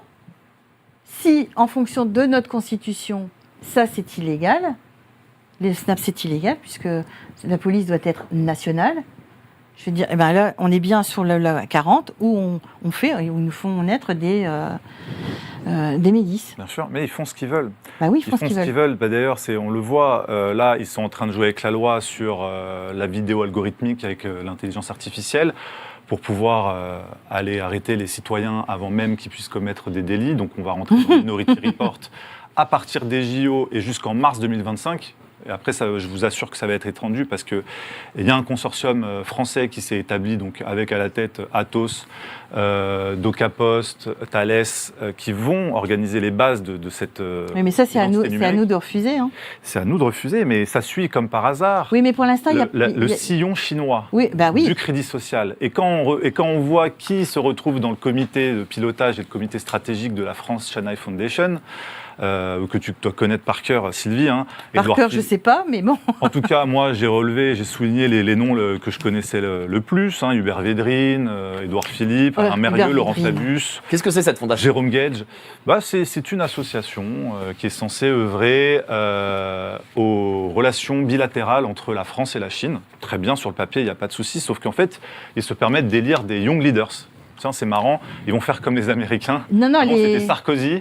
Maintenant, les Young Leaders, c'est l'ONU. Ouais, tu m'as sous l'UNESCO, c'est l'UNECO. En tout cas, là, les Young Leaders que les Chinois valident, les Young Leaders chinois hein, qu'ils adoubent. On les a vus à des fonctions officielles, hein, je pense à Édouard Philippe. Ceux qui sont dans le comité de pilotage, les comités stratégiques, on les voit à des postes extrêmement stratégiques, hein, Bouygues, Dubos. Christine Lagarde, elle les a fait rentrer au FMI. En plus, bref, des ministres. La liste est longue. Hein. Moi, ce que j'ai mis de côté, moi, ce qui m'a. Non, mais j'ai bien aimé voir sa petite photo. Notre fameux Olivier Véran officiel, qui est juste là. Qui est un young leader chinois. Alors non, il est au conseil stratégique. Ah. Voilà, allez lui demander ce qu'il fait. Ce serait intéressant de savoir quel est son rôle précis. C'est même cru. Mais en tout cas, vu comment il a géré la crise sanitaire et vu avec quelle efficacité le numérique s'est installé dans nos vies depuis, je pense que ça va dans le sillon des intérêts chinois qui aiment bien le crédit social et qui voudraient bien peut-être voir étendre leur pieuvre numérique un peu partout. D'ailleurs, il y a une boîte chinoise qui nous a permis à l'époque, ça je fais le petit flashback, de faire tous les tests PCR dans ce pays, c'est BGI. Et c'est elle qui a fourni à la France les grosses machines de tests. Sinon, c'était impossible de faire 1 million de tests par semaine. Et il a fallu cette société, d'ailleurs, quid des données génétiques qu'elle a recueillies. Ça, malheureusement, on n'a pas de réponse. Mais ça aussi, tout était prémédité. Parce que, de toute façon, on l'a vu avec l'Event 201. Mais comme je t'ai dit, va sur le site diplomatie traité, tape Chine, et tu vas voir tous les traités, et tu vas voir tous les accords qui ont été passés après 58, dont on n'a pas été mis au courant, et qui sont totalement anormaux. Quel type d'accord, par exemple ? Par exemple, un accord particulier, tiens, pour les gens une idée. Ils vont échanger sur la fonction publique. C'est-à-dire ? Ils vont travailler sur la fonction publique. Ils vont se voir ensemble pour pouvoir définir comment gérer la fonction publique. D'où le foutoir qu'on a aujourd'hui, d'où la violence qui est faite lors des arrestations, puisque je rappelle que chez nous, normalement, on doit arrêter quelqu'un avec respect et machin, etc. Là, maintenant, on te couche par terre, on te met le pied dessus et vas-y, tout va bien, quoi. Et ça, c'est les méthodes, voilà. Il y a des accords pour les universitaires et compagnie. Exactement. C'est le premier investisseur dans les universités françaises. Voilà. Il y a les accords médecine. Tu découvres que la médecine est en lien, et là, on a Alain Mérieux qui est en relation et qui travaille avec la Chine depuis 40 ans. Et qui est au conseil stratégique. Qui a mis en place des laboratoires P3 en Chine et qui a mis en place le laboratoire P4 à Yuan. Alors, à Yuan, ils ont décidé de mettre en place ce laboratoire après l'échec de l'Union européenne, du refus d'instaurer un État, de donner une constitution à l'Union européenne. On retrouve toujours les mêmes personnes. Donc tu retrouves. Mais il faut vas-y, lis-le, tu vas voir. Parce qu'elle m'envoie les arrangements commerciaux, tu vas voir. Mais c'est incroyable, tous les documents qu'elle a centralisés. Oui, parce qu'on voit que la Chine fait de l'ingérence, l'ONU fait de l'ingérence, le Canada, le Qatar, en fait, la terre entière fait de l'ingérence. Tout le monde fait de l'ingérence. Il n'y a pas qu'en France, parce qu'en fait, ça c'est. Non, mais sur la France. Sur la France, alors c'est clair qu'on est la cible, ça c'est clair. Je veux dire. Depuis Macron, l'Italie aussi. Il y a une accélération de. Non, ils étaient déjà là. Bien sûr, non, mais j'ai l'impression qu'il y a vraiment là, ça c'est exponentiel. Disons que là, en fait, si tu veux, si on reprend l'historique. Parce que comme je t'ai dit, j'ai donné les documents sur l'ONU, puisque j'ai découvert que l'ONU, en fait, c'est aujourd'hui, parce qu'en fait, ils sont en train d'évoluer et ils sont en train de se dévoiler. Et donc, au niveau de l'ONU, maintenant, sur leur site, ils se réfèrent au traité de Versailles de 1919. Traité de Versailles qui... alors, Moi, j'ai fait des recherches. Je suis encore en cours, donc là, je dis sous réserve, parce que je suis en train de faire les recherches là-dessus. Traité de Versailles qui, apparemment, n'a pas été ratifié par tout le monde. Donc déjà, il y a eu des discussions, il y a eu des grosses problématiques. Et en fait, je découvre, parce que le traité de Versailles porte sur la création de la Société des Nations. Et donc, ça avait été... L'ancêtre de l'ONU. Voilà, en fait, ça avait été lancé en 1886, je ne sais plus, par le tsar russe. C'est un russe, c'est le tsar, je crois que c'est Nicolas, je confonds toujours Nicolas et Alexandre. Enfin bref, c'est un Nicolas des deux. II, le dernier, c'est Nicolas II. Ouais, c'est Nicolas II, voilà, c'est lui qui avait lancé ça comme process. Il avait invité pas tous les pays, il avait fait une sélection, en fait. Donc, j'ai bien sous réserve, parce que ça, c'est les premières choses que j'ai vues.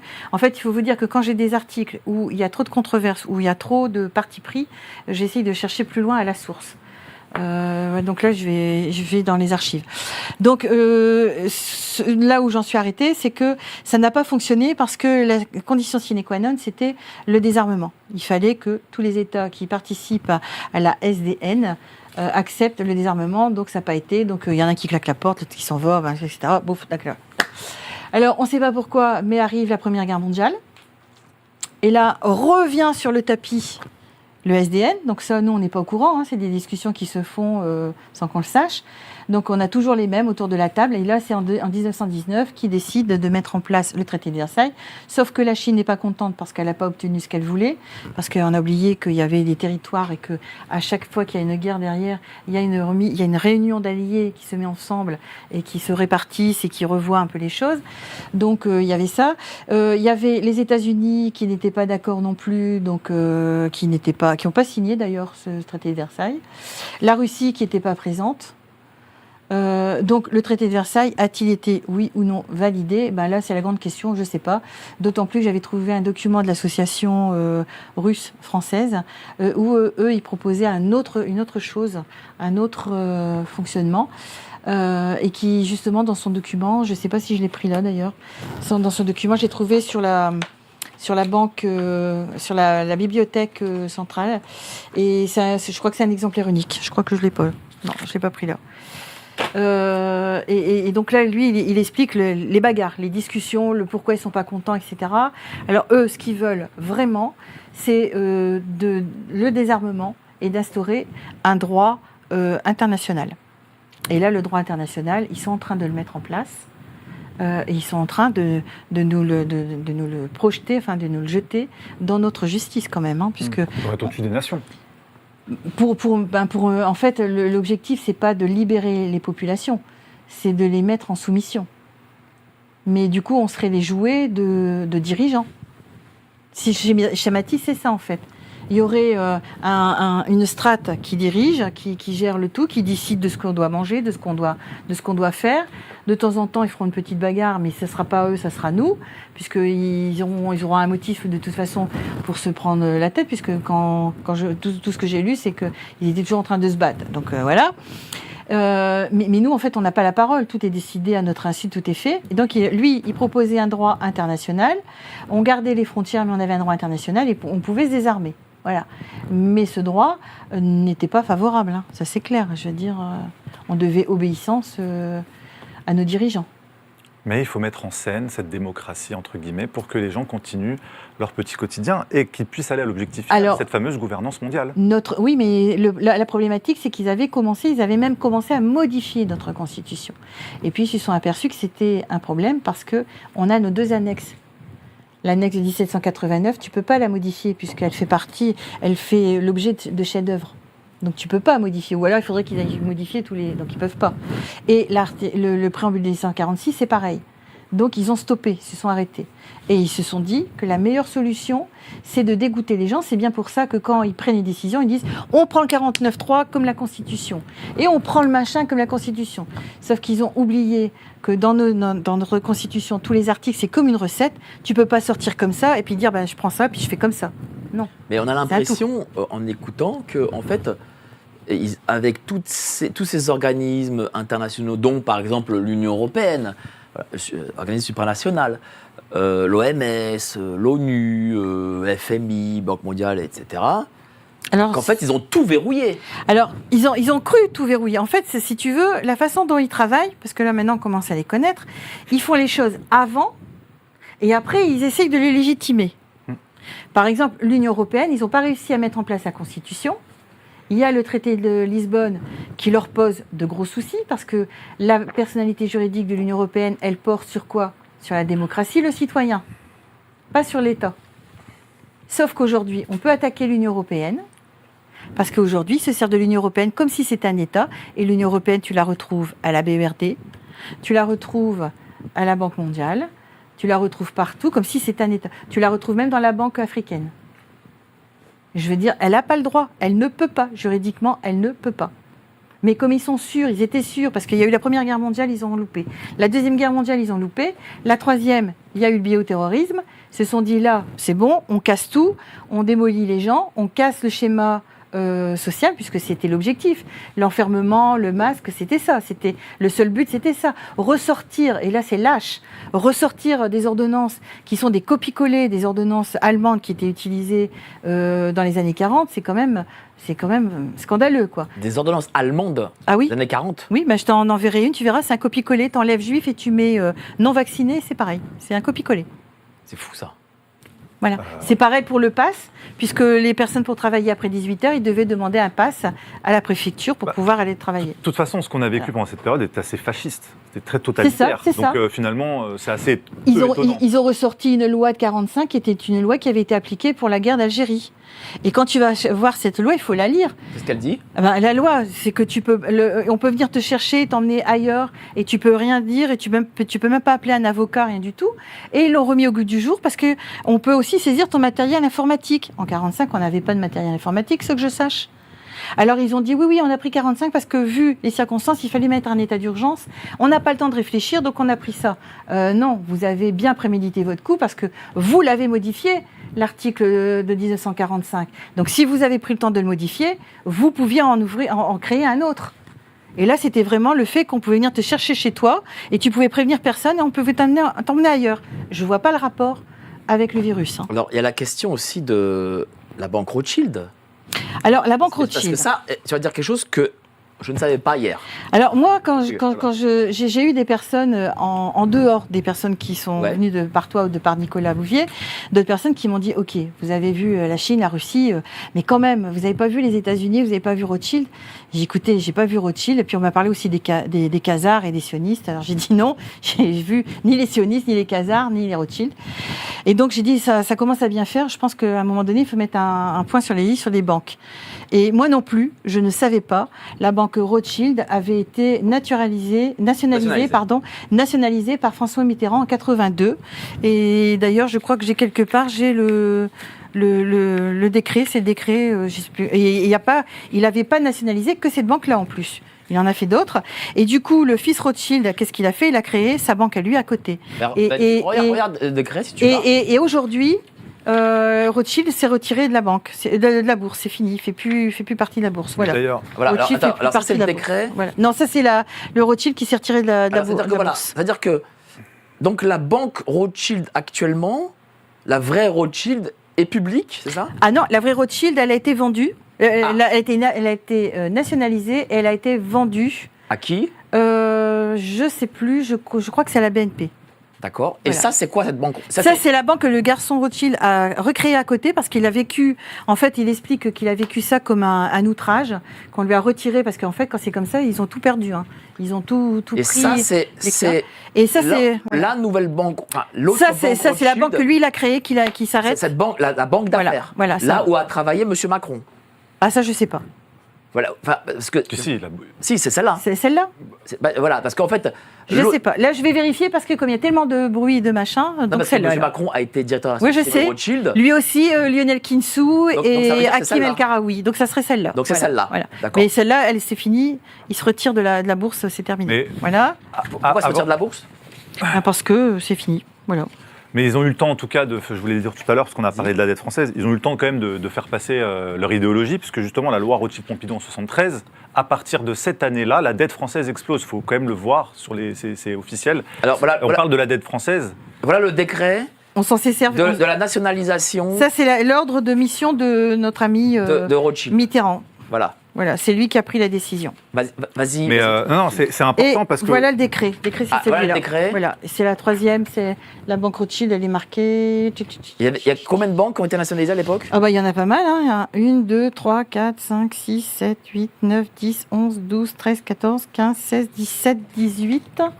18. Est-ce qu'il y a des banques qu'on connaît aujourd'hui? Oui, parce qu'il y avait le Crédit commercial de France, le Crédit industriel d'Alsace, le Crédit industriel et commercial, le Crédit industriel de Normandie, le Crédit industriel de l'Ouest, le Crédit du Nord, Hervé de Banque, Rothschild Bank, Scalbert Dupont, la Société bordelaise du Crédit industriel, la Société Et aujourd'hui, centrale ces de banques banque. sont privées. Eh bien, aujourd'hui, ils ont été revendus. Vas-y, Charles. Voilà. ça, juste ça, hein, parce que un tableau vaut 1000 mots. Bon, je ne l'avais pas imprimé, mais là, vous voyez, je ne sais pas si vous pouvez voir, voilà, la petite courbe rouge, la courbe de la dette française, selon les données de l'INSEE, à partir de Alors, 73. le zoom. Ouais. Bravo, la technique de faire ce beau zoom. Hein. Merci à la régie. Avant 73, c'est le calme plat en France. Voilà. À partir de 73, cette fameuse loi Rothschild-Pompidou, où la France, du coup, n'a plus la possibilité de se prêter, de créer de l'argent et de se prêter de l'argent. L'État dépend, du coup, du privé. À partir de là, la dette explose jusqu'à des sommets. Hein, aujourd'hui, on le voit, 3 000 milliards. Donc, elle est passée en 45 ans de zéro De quasiment zéro. Ouais. à 3200 milliards. C'est quand même un chapeau. C'est un vol. Faut dire la chose, c'est un vol. Bien sûr, bien sûr. Quel est le poids de la dette, des intérêts sur la dette française? Il faut questionner, il faudrait un moratoire. Personne ne le pose. Et personne point-là. ne pose Aucun la des politiques question. ne parle de la création monétaire. Oui, mais personne ne pose la question à qui appartient la dette. Il y a beaucoup d'acteurs, effectivement, à qui appartient la dette française. Il faudrait effectivement enquêter là-dessus. Quels sont les acteurs privés? Quelle est la part dans cette dette des intérêts? Parce qu'en fait, on paye une part d'intérêt sur la création monétaire alors que ça coûte zéro de créer de l'argent. Voilà. C'est-à-dire qu'en fait, les gens pensent que l'argent qu'on prête à la France, c'est de l'argent qui vient de coffres et qu'on va transférer gentiment à un État et on va dire, vu qu'on prend un risque, vous allez nous payer le coût de ce risque, ce qui est totalement faux. Parce que la réserve fractionnelle qui est nécessaire pour pouvoir créer cet argent, je crois que c'est 10%. Alors, il faudrait revoir, parce que ça, c'était il y a quelques années, mais en tout cas... parce qu'il y a beaucoup de choses qui ont bougé. Bon, il faut une certaine réserve, c'est vrai, mais alors tellement minime qu'on peut créer 90% d'argent magique, et que sur cet argent magique, que les banques privées vont aller taper à la porte de la BCE, parce qu'aujourd'hui, donc, c'est le traité de Lisbonne qui a pris le relais sur cette loi Rothschild-Pompidou, c'est-à-dire qui oblige les États à emprunter sur les marchés privés, et qui oblige ce marché privé à l'emprunter à la Banque centrale. Donc c'est elle maintenant l'institution qui permet de créer l'argent. Bon, c'est des lignes de code, aujourd'hui on n'imprime plus de billets. Non, puis la Banque centrale, elle donne des ordres, mais elle n'a pas de fonds. Hein.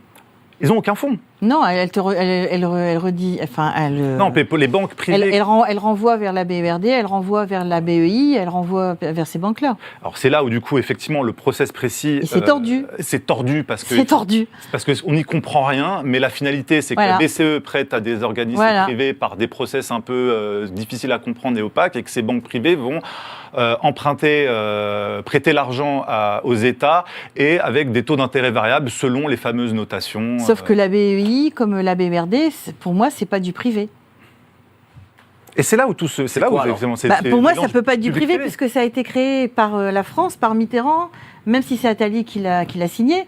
Cette banque, je veux dire... Attali, déjà lui, quoi. Voilà, mais pour moi, cette banque, normalement, elle devrait être publique. Sauf qu'elle ne l'est pas.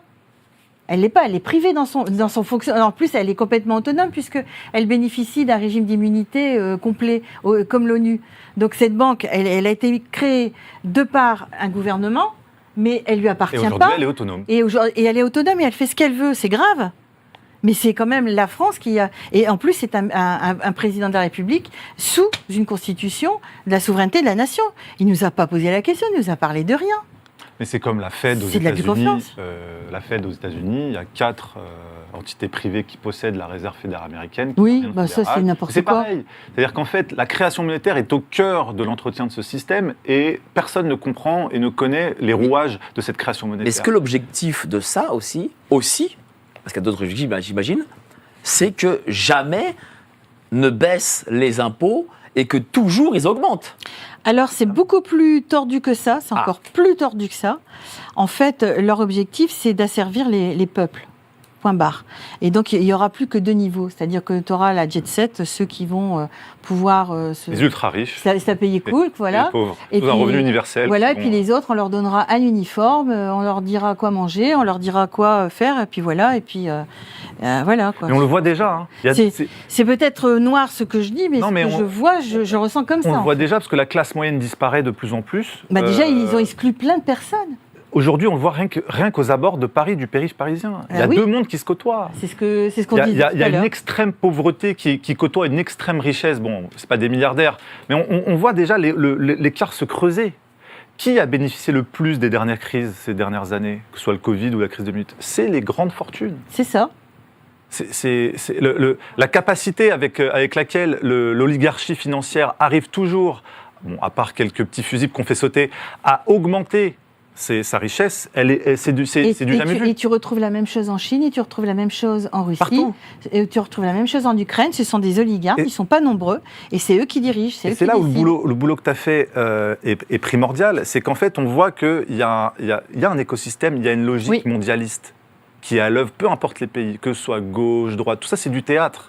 Tout ça, c'est de l'ingénierie sociale pour occuper le citoyen, les historiens, les politologues, ça bavarde. Pendant ce temps-là, il y a une logique mondialiste qui est universelle pour cette caste-là et qui a récupéré la totalité des continents pour l'instant. Bon, alors, il y a encore des garde-fous, des grains de sable qui les fait chier. C'est-à-dire que là, l'éveil des consciences. Là, aujourd'hui, ils ont un énorme grain de sable, c'est la France, parce qu'ils ne pensaient pas que les Français allaient se réveiller, déjà. Ils nous ont mis le pire alors d'entre eux pour nous contraindre avec Macron. Mais de toute façon, il a été choisi pour ça, de toute façon. Il a été Young Leaders en 2016. En 2017, il devient président. Puis de toute façon, quand tu regardes son profil, puis comment tu peux nommer une personne en tant que ministre, alors que quand tu vois comment il réagit, comment il gère, comment il fait les choses, je veux dire, il n'a rien fait pour la France.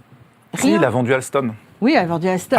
Et s'il avait fait, tu sais qu'il est très mal coté au niveau justement de l'Union européenne, parce que il avait proposé des solutions pour frapper les entreprises qui étaient des solutions illégales. Comment ça les frapper ? Je comprends pas. En fait, ils voulaient mettre de la taxe sur les produits d'entreprise. Ça a été refusé par l'Union européenne par 2 fois. Et en France, on l'avait appliqué. Et il y a un avocat qui a réussi à plaider la concussion. Il a plaidé la concussion et il a eu gain de cause. Mais avec tout ce qu'on se dit, tout ce qu'on entend, toutes ces informations, est-ce que ça veut dire qu'en haut, ils ont gagné et que nous, les peuples, c'est terminé, on ne peut plus rien faire Ils ont gagné une bataille, mais ils n'ont pas gagné la guerre. Mais comment on fait alors ? Comment on fait déjà ? Plus on informe, plus ça bouge, parce que nous, on a vu quand on a diffusé notre courrier de 14 pages en 2022, on a vu un remue-ménage au sein de l'Assemblée nationale, puisqu'on est allé là-bas. Quand on a sorti le rapport, alors là, on a eu un tsunami. Je veux dire, là, c'était la grosse bagarre. Le fait que j'ai dénoncé Eurogenfort aujourd'hui, que je le retrouve sur Eurogenfort même, et que ça les embête que j'ai dénoncé, sauf qu'ils ne peuvent pas dire le contraire. Je veux dire, j'ai les éléments, donc voilà. C'est en train de bouger, ça bouge de plus en plus. C'est en train de... Voilà. Et nous, de toute façon, le rapport, il est bien marqué, obligation d'entrer en résistance. On rentre en résistance. Il faut, comme dit Sylvie, informer, c'est notre meilleur outil, parce que tout ce que ces gens il y a des gens qui vont revenir en arrière. Déjà, j'ai vu que pour avoir du personnel, pour avoir la direction de GRDF, ils ont eu beaucoup de mal, parce que personne ne voulait prendre le poste. Donc, ils ont du mal à recruter. De moins en moins de gens qui veulent faire le sale boulot. C'est un bon signe, parce que ça démontre qu'ils n'ont pas l'esprit tranquille et qu'on voit que les choses ne sont pas normales, parce qu'il faut savoir que même dans ces entreprises-là, les salariés ne sont pas heureux de ce qu'on leur fait faire. Et moi, on m'a même dit que c'est même dangereux. Parce qu'on leur demande, parce qu'aujourd'hui ils disent on a plus d'administratifs qui nous donnent des ordres que de techniciens, et on leur demande par exemple de faire des choses qui doivent être faites en 1 semaine, on leur demande de le faire en 2 jours. Alors, cher Marc, tu as une sorte d'organigramme. Ouais, tout le monde le connaît. Dis-nous ce que c'est. Tout le monde le connaît. Ça, c'est qui possède quoi dans ce pays. Bon, j'imagine qu'on ne verra pas géopolitique profonde ni Nexus là-dedans. Non. J'espère. Mais ça m'étonnerait. Je pense qu'on ne les verra jamais. Mais voilà, qui possède quoi ? Ça, c'est un formidable travail du monde diplo et d'Acrimed. Ça fait des années que ça tourne. Hein. Bon, il faut le décortiquer, mais ça veut dire que dans cette galaxie, il y a 9-10 milliardaires à peu près qui possèdent 90% de toute la production. Il faut faire la différence, pas de tous les médias, mais de toute la production audiovisuelle du pays, toute la production médiatique. Ce qui fait qu'ils ont accès à 90% des Français. Hein, ces 9-10 personnes. On les retrouve toujours, hein, les Niel, Bolloré, etc. Et en plus, le pire, c'est qu'ils sont sous perfusion de l'État. Voilà le tableau des subventions directes versées par l'État, le ministère de la Culture, auprès des journaux français. Voilà. Bon, il y en a qui le méritent, mais il y en a comme Le Monde, hein, donc ça, voilà, je vous le mets là. Vous pouvez le retrouver hein, sur le site du ministère de la Culture. Le Monde, 3 millions d'euros en 2023. D'ailleurs, ils ont récupéré 5 millions d'euros de la fondation Bill et Melinda Gates entre 2014 et 2019. Allez savoir pourquoi. Challenge, 1,2 million. L'Humanité, 5,5. La Croix, 8,6 millions. Les Échos, 1,7. Bon, j'ai cherché, j'ai pas trouvé GPTV. Non, Mais alors, j'ai pas trouvé. on n'a rien reçu. Ils vont J'ai pas chercher trouvé leur- Nexus. qui leur donne l'information? Qui leur donne l'information. Parce que, est-ce que tu as regardé dans les articles? Moi, j'ai regardé dans La Croix, etc. Ils ont des articles qui viennent de l'AFP. Évidemment, Et l'AFP, c'est qui? toujours les mêmes. Non. C'est qui Alors, l'AFP? L'AFP, ils ont un conseil de direction qui est géré par un conseil d'État, par le Conseil de cassation et la Cour de cassation, par le Conseil d'État et la Cour de cassation. Voilà. L'AFP est géré par ces deux organismes? Oui. Elle est imbattable. Le conseil d'administration, il est géré par ça. Bah, c'est la Non. justice, c'est C'est la les justice, juges. c'est l'État, le conseillère d'État, Bah oui. c'est l'État. Ah, mais l'AFP Et en joue un rôle dessous, central. en dessous, tu as le Conseil d'État et tu as la Cour de cassation. C'est Parce que énorme. moi, j'ai regardé C'est- pour diffuser, mais j'ai dit on n'aura aucune chance, d'autant plus que l'AFP travaille au niveau mondial. C'est énorme. Bah, ça, Ah oui, on va... c'est une des 3 plus grandes agences Voilà. de presse Et du donc, monde. ils font comme dans les entreprises. Parce qu'il y a autre chose aussi que je voudrais noter, c'est que moi, je suis de l'ancienne école. On m'a toujours appris que pour gagner de l'argent, il faut laisser le moteur, il faut lui donner plus de moyens, et l'administratif, il faut tirer un maximum. Là, tu prends toutes les entreprises, que ce soit Engie, etc., il y a 3 strates. Tu as un conseil d'administration, tu as un conseil exécutif, tu as un conseil de contrôle. Tu te dis, mais pourquoi autant de strates? Et en plus, on s'est aperçu que dans le conseil exécutif, tu retrouves la même personne là, mais tu le retrouves ailleurs. Donc, ils ne sont même pas en concurrence. En sachant que, par contre, aux salariés, on leur dit qu'ils ne doivent pas parler à un tel et à un tel. C'est ça. Voilà. Alors, donc, tu as l'AFP qui est sous ce machin, et tu as par exemple Sud Radio, qui est le même montage. Monsieur Berkoff a les mains liées. Bah, Sud Radio, c'est la fiduciale. Et derrière, tu as le conseil aussi, tu as le conseil d'État, et tu as aussi la Cour de cassation et compagnie. Derrière Sud Radio? Oui, mais je l'ai marqué d'ailleurs, c'est dans le rapport. C'est dans le rapport qui est là. Ah oui? C'est marqué Ah là, là, je l'ai marqué dedans. Ça fait partie des comment ça, les associations qui sont pas sous décret, enfin bref, donc on ne sait pas sous quoi ils sont. Voilà. Et donc on les a mis, j'ai mis les noms parce que pour que les gens ils se rendent compte quand même de la gravité de la chose. En tout cas, pour l'AFP, c'est très grave. Mais c'est pareil pour Parce que- c'est pareil pour le CNC, la cinématographie.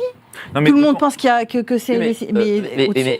attendez, là, parce que je suis en train de digérer, Sud Radio, ça me paraît surprenant. Même si, bon, moi, je connais André Berkoff et je sais qu'il est indépendant, ça, personne ne va l'emmerder sur ses interviews. Bon, les autres, je ne les connais pas trop, donc je ne sais pas. C'est les APCR. Mais je suis quand même surpris par cette information. Alors attends. Médiateur du terrain, conseil supérieur de En l'agence tout cas, France pour l'AFP, Presse. je veux dire, c'est très grave parce que toutes les écoles de journalisme ne jurent que par l'AFP. ça, Toutes les rédactions n'utilisent pratiquement que l'AFP, c'est du journalisme desk. Hein. Ils ne vont plus sur le terrain. Un abonnement à l'AFP mensuel, c'est des milliers d'euros par mois. Personne ne peut se le payer. Ils ont accès à une quantité d'informations. C'est eux qui donnent le là. Et moi, je me rappelle à l'école de journalisme, c'était le summum en termes de sources qui n'est pas questionnable. Ben, je l'ai pas mis dedans, mais je te le ramènerai. Bon, bah, très bien. Mais merci Sylvie, il faudra faire quelque chose là-dessus parce que ramener ça au Conseil d'État avec la Cour de cassation, merci. Oui, ils sont même nommés, tu vois, tu as les On a une souffleuse derrière qui nous aide. t'as les décrets, etc.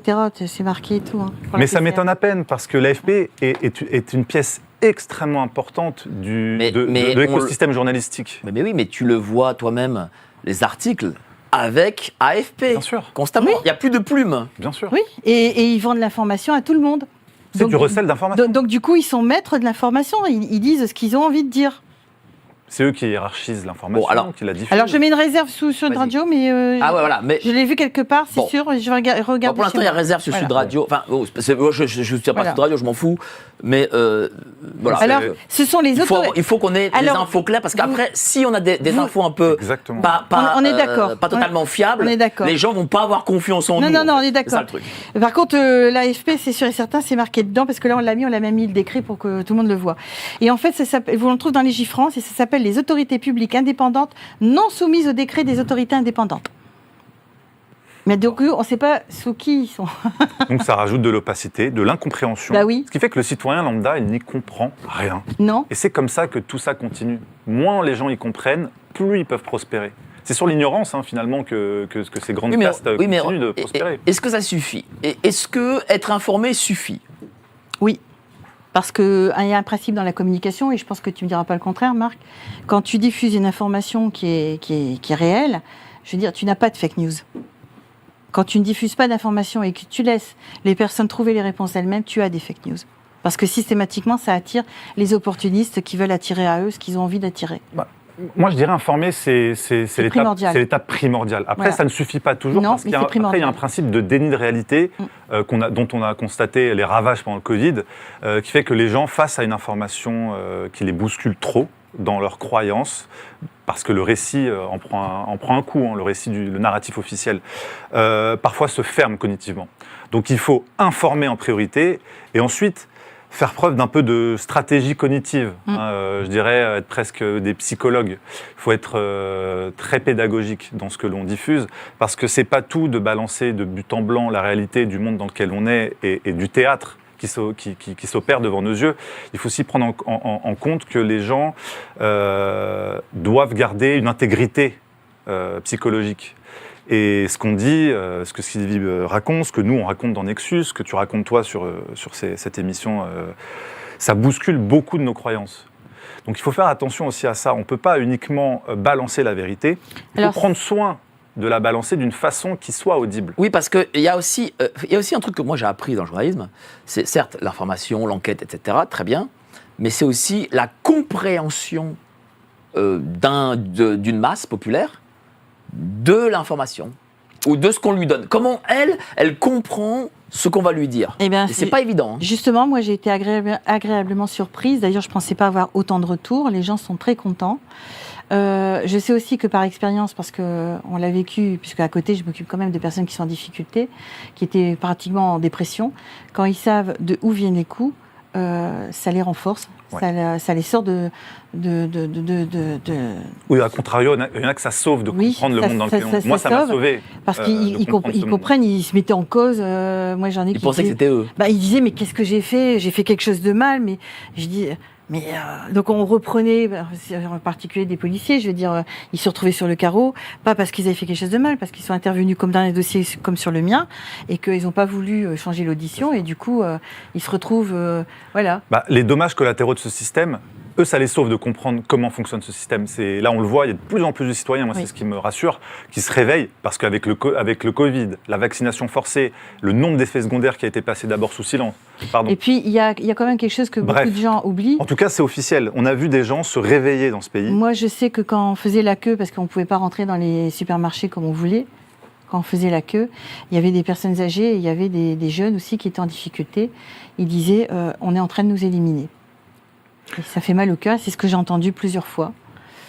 Et oui, je veux dire, là aujourd'hui, alors si tu prends les derniers rapports de Toubon et aujourd'hui de Clairedon, mais ceux de Toubon de 2011 qui a pris le relais du médiateur de la République, je veux dire, quand tu lis, il y a de plus en plus d'exclus. Il y a plein de gens qui sont sortis du système, dont on ne parle pas. Qu'est-ce qu'ils font lorsqu'ils sortent du système? Ils finissent SDF, ou ils finissent dans les réseaux où ils vendent leurs bébés, comme c'est le cas avec les services sociaux. On a tout un trafic. Aujourd'hui en France, on est un des meilleurs trafics de personnes, à tout niveau. Donc voilà, quoi. Donc, oui, on a, je crois, 50 000 enfants par an qui disparaissent. Ça, c'est confirmé. Y a pas... Oui, il y a ça. C'est 50 000, je crois que c'est 10 000 qui disparaissent des radars. Mais même au niveau au niveau de la... Comment dire, des migrants. Je veux dire, à Calais, on n'arrive pas, parce que moi, je t'avais dit, on n'arrive pas à savoir le nom, mais il y a au moins 169 enfants qui ont disparu.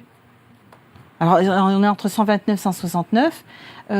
Pour eux, ils sont partis dans les réseaux trafic d'organes et pédophilie, prostitution. On a vu d'ailleurs sur ce plateau avec les survivantes, là, le rôle de l'ASE, les foyers, la façon dont les réseaux traitent les enfants qui n'ont plus d'existence juridique. Alors, on ne parle pas non plus des éducateurs qui démissionnent parce qu'ils ne peuvent rien dire, parce que les proxénètes attendent les gamines de 12 ans en bas de l'immeuble et qu'on ne veut rien faire. Oui, mais là, se dire « Ah, je suis au courant que ce système existe », c'est la première chose.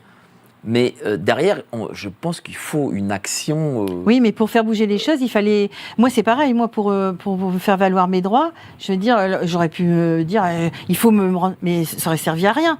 Donc, c'est pour ça que je suis rentrée dans l'enquête. Ceci dit, l'enquête, moi, je pensais que ça allait prendre 1 an, 2 ans, et puis qu'on allait trouver la clé, et puis c'était bon, quoi. Je ne m'attendais pas à passer 14 ans, et je ne m'attendais pas non plus à découvrir qu'en fait, on est dans une troisième, entre guillemets, on va le dire, troisième guerre mondiale, qui a pris une autre forme, qui a pris une forme encore plus sournoise, plus machiavélique, je veux dire, voilà.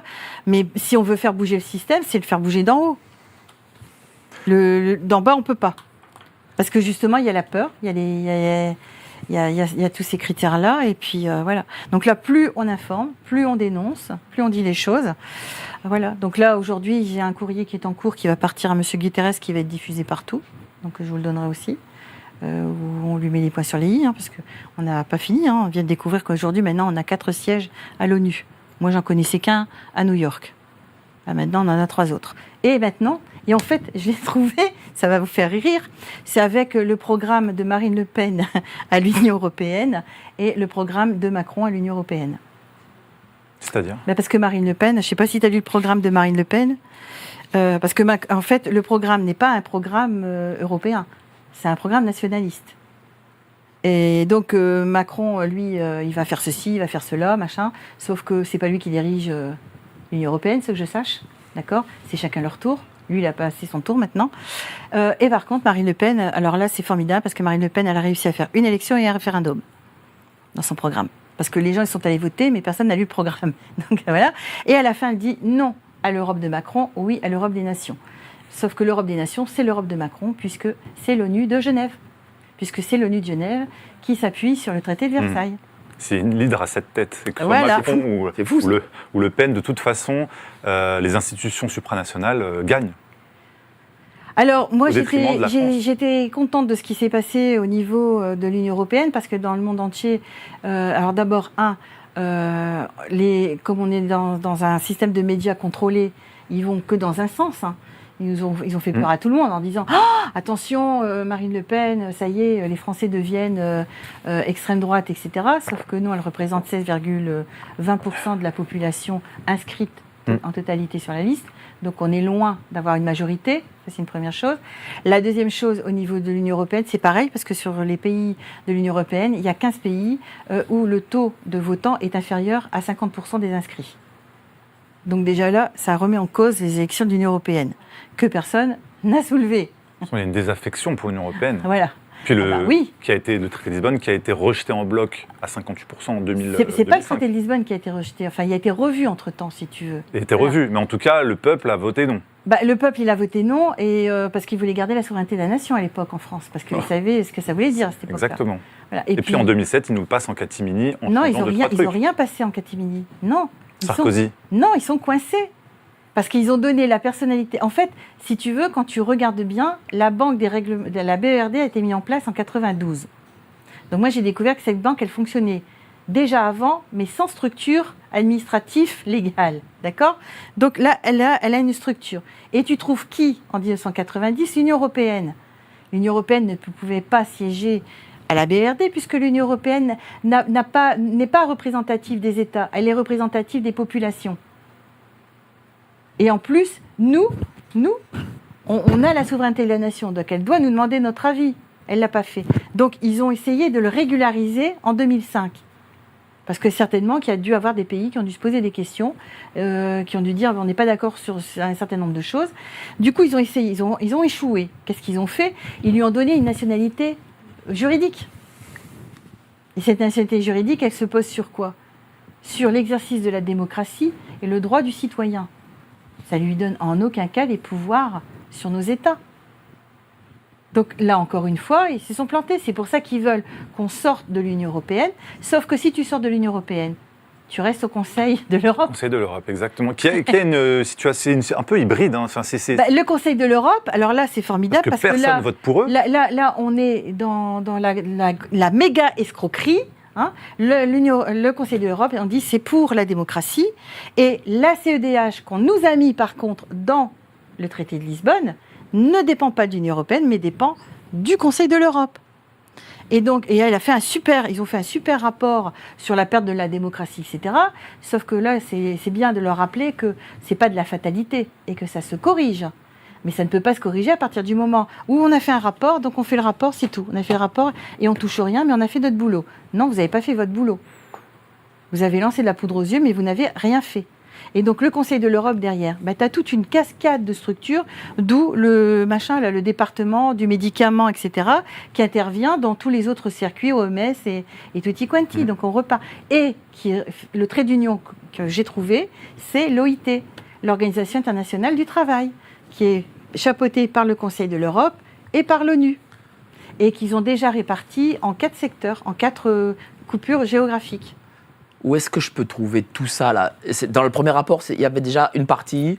Est-ce qu'il y a un deuxième et troisième rapport ? Il y a un deuxième rapport qui est en cours. J'ai bien fait de le stopper parce que du coup, je vais pouvoir mettre les dernières informations dedans. Et du coup, dedans, là, je vais aller plus en avant sur le Conseil de l'Europe pour le définir, pour bien expliquer que... Où est-ce qu'on peut retrouver tout ça, chère Sylvie ?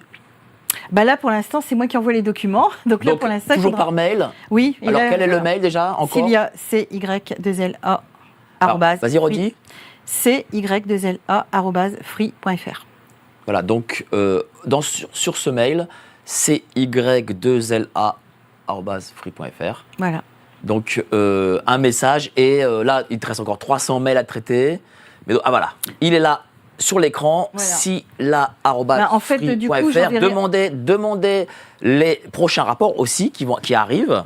On les mettra aussi en ligne. Voilà, et avec les courriers qui vont être balancés, puisque là maintenant on va demander des explications. Quel courrier tu balances ? À l'ONU, D'accord. Guterres, qui va nous expliquer un peu, puisqu'ils ont oublié une chose, c'est qu'ils prennent des décisions, mais ils oublient que nous on a la souveraineté de la nation. Et que notre Constitution dit qu'on a l'obligation de la défendre, puisqu'elle nous appartient. D'accord ? Et on n'a pas besoin de la majorité. Donc même si on est 10, même si on est 15, même si on est 1000, mais à mon avis on sera beaucoup plus, parce que quand tu vois le taux d'abstention, c'est très important. Je veux dire, on sera beaucoup plus. Mais est-ce que là tu vas créer un collectif, quelque chose ? Non, je ne crée rien, puisqu'on est citoyen et que ça fait partie de notre droit. D'accord. Par contre, on va commencer à mettre la pression sur les mairies, puisque l'objectif c'est de passer par les mairies pour communiquer, pour permettre aux gens qui n'ont pas d'informatique de pouvoir aussi d'avoir les documents. N'hésitez pas, quand vous avez le rapport, à transférer aussi à vos amis, à votre famille, pour qu'ils lisent aussi ce rapport. Marc Daoud, journaliste de Nexus, directeur de publication de Nexus, l'IA au cœur du totalitarisme, donc c'est le Nexus de ce mois-ci. Ouais, actuellement en kiosque, on va voir à quel point l'écosystème numérique a déjà pris place dans l'environnement des citoyens et va jouer un rôle central et n'est pas prêt de disparaître avec la fin des JO. Je rappelle que le rapport de Sylvie est sur nexus.fr en accès libre, vous pouvez le consulter. Vous tapez Sylvie Charles sur notre site et vous le retrouvez. On mettra la suite et je compte bien donner suite à cet énorme boulot d'enquête que Sylvie et tous ses bénévoles ont réalisé. Sur la numérisation, je te donnerai l'IUT. Bon, il va y avoir suite à tout ça. Voilà. D'autres rapports arrivent, quoi. D'autres rapports arrivent, d'autres dossiers arrivent, parce que le boulot, en tout cas, moi je le dis à tous ceux qui voudraient y jeter un œil, est conséquent. Beaucoup s'inquiètent, ils te disent protège-toi, chère Sylvie. Oui, de toute façon, je veux dire, la peur n'évite pas le danger. C'est pas faux. Voilà. En tout cas, merci à vous deux pour cette excellente émission. Partagez-la à fond. Voilà, par rapport à la première, il y a encore d'autres informations que vous ne connaissiez pas, que moi-même, là, je découvre en interviewant, Marc aussi découvre. Donc, allez-y. Il y a les ramifications avec les banques colombiennes.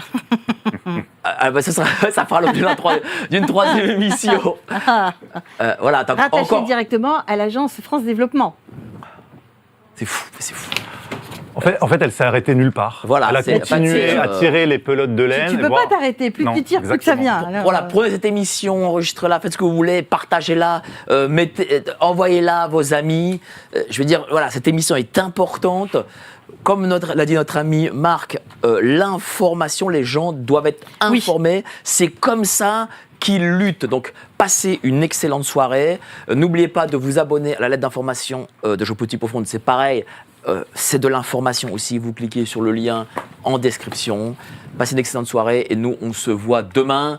Même endroit, même heure. Allez, salut, ciao. Pardon, monsieur, je suis confus, j'ai égaré mon briquet. On a aussi tendance à jouer avec le feu. Google, qui est une création de la CIA. L'équipe de Géopolitique Profonde vous donne le meilleur de l'actualité brûlante. Mais en échange, on veut un geste de votre part. Merci de ce geste d'amour. On vous le rendra. Ravi.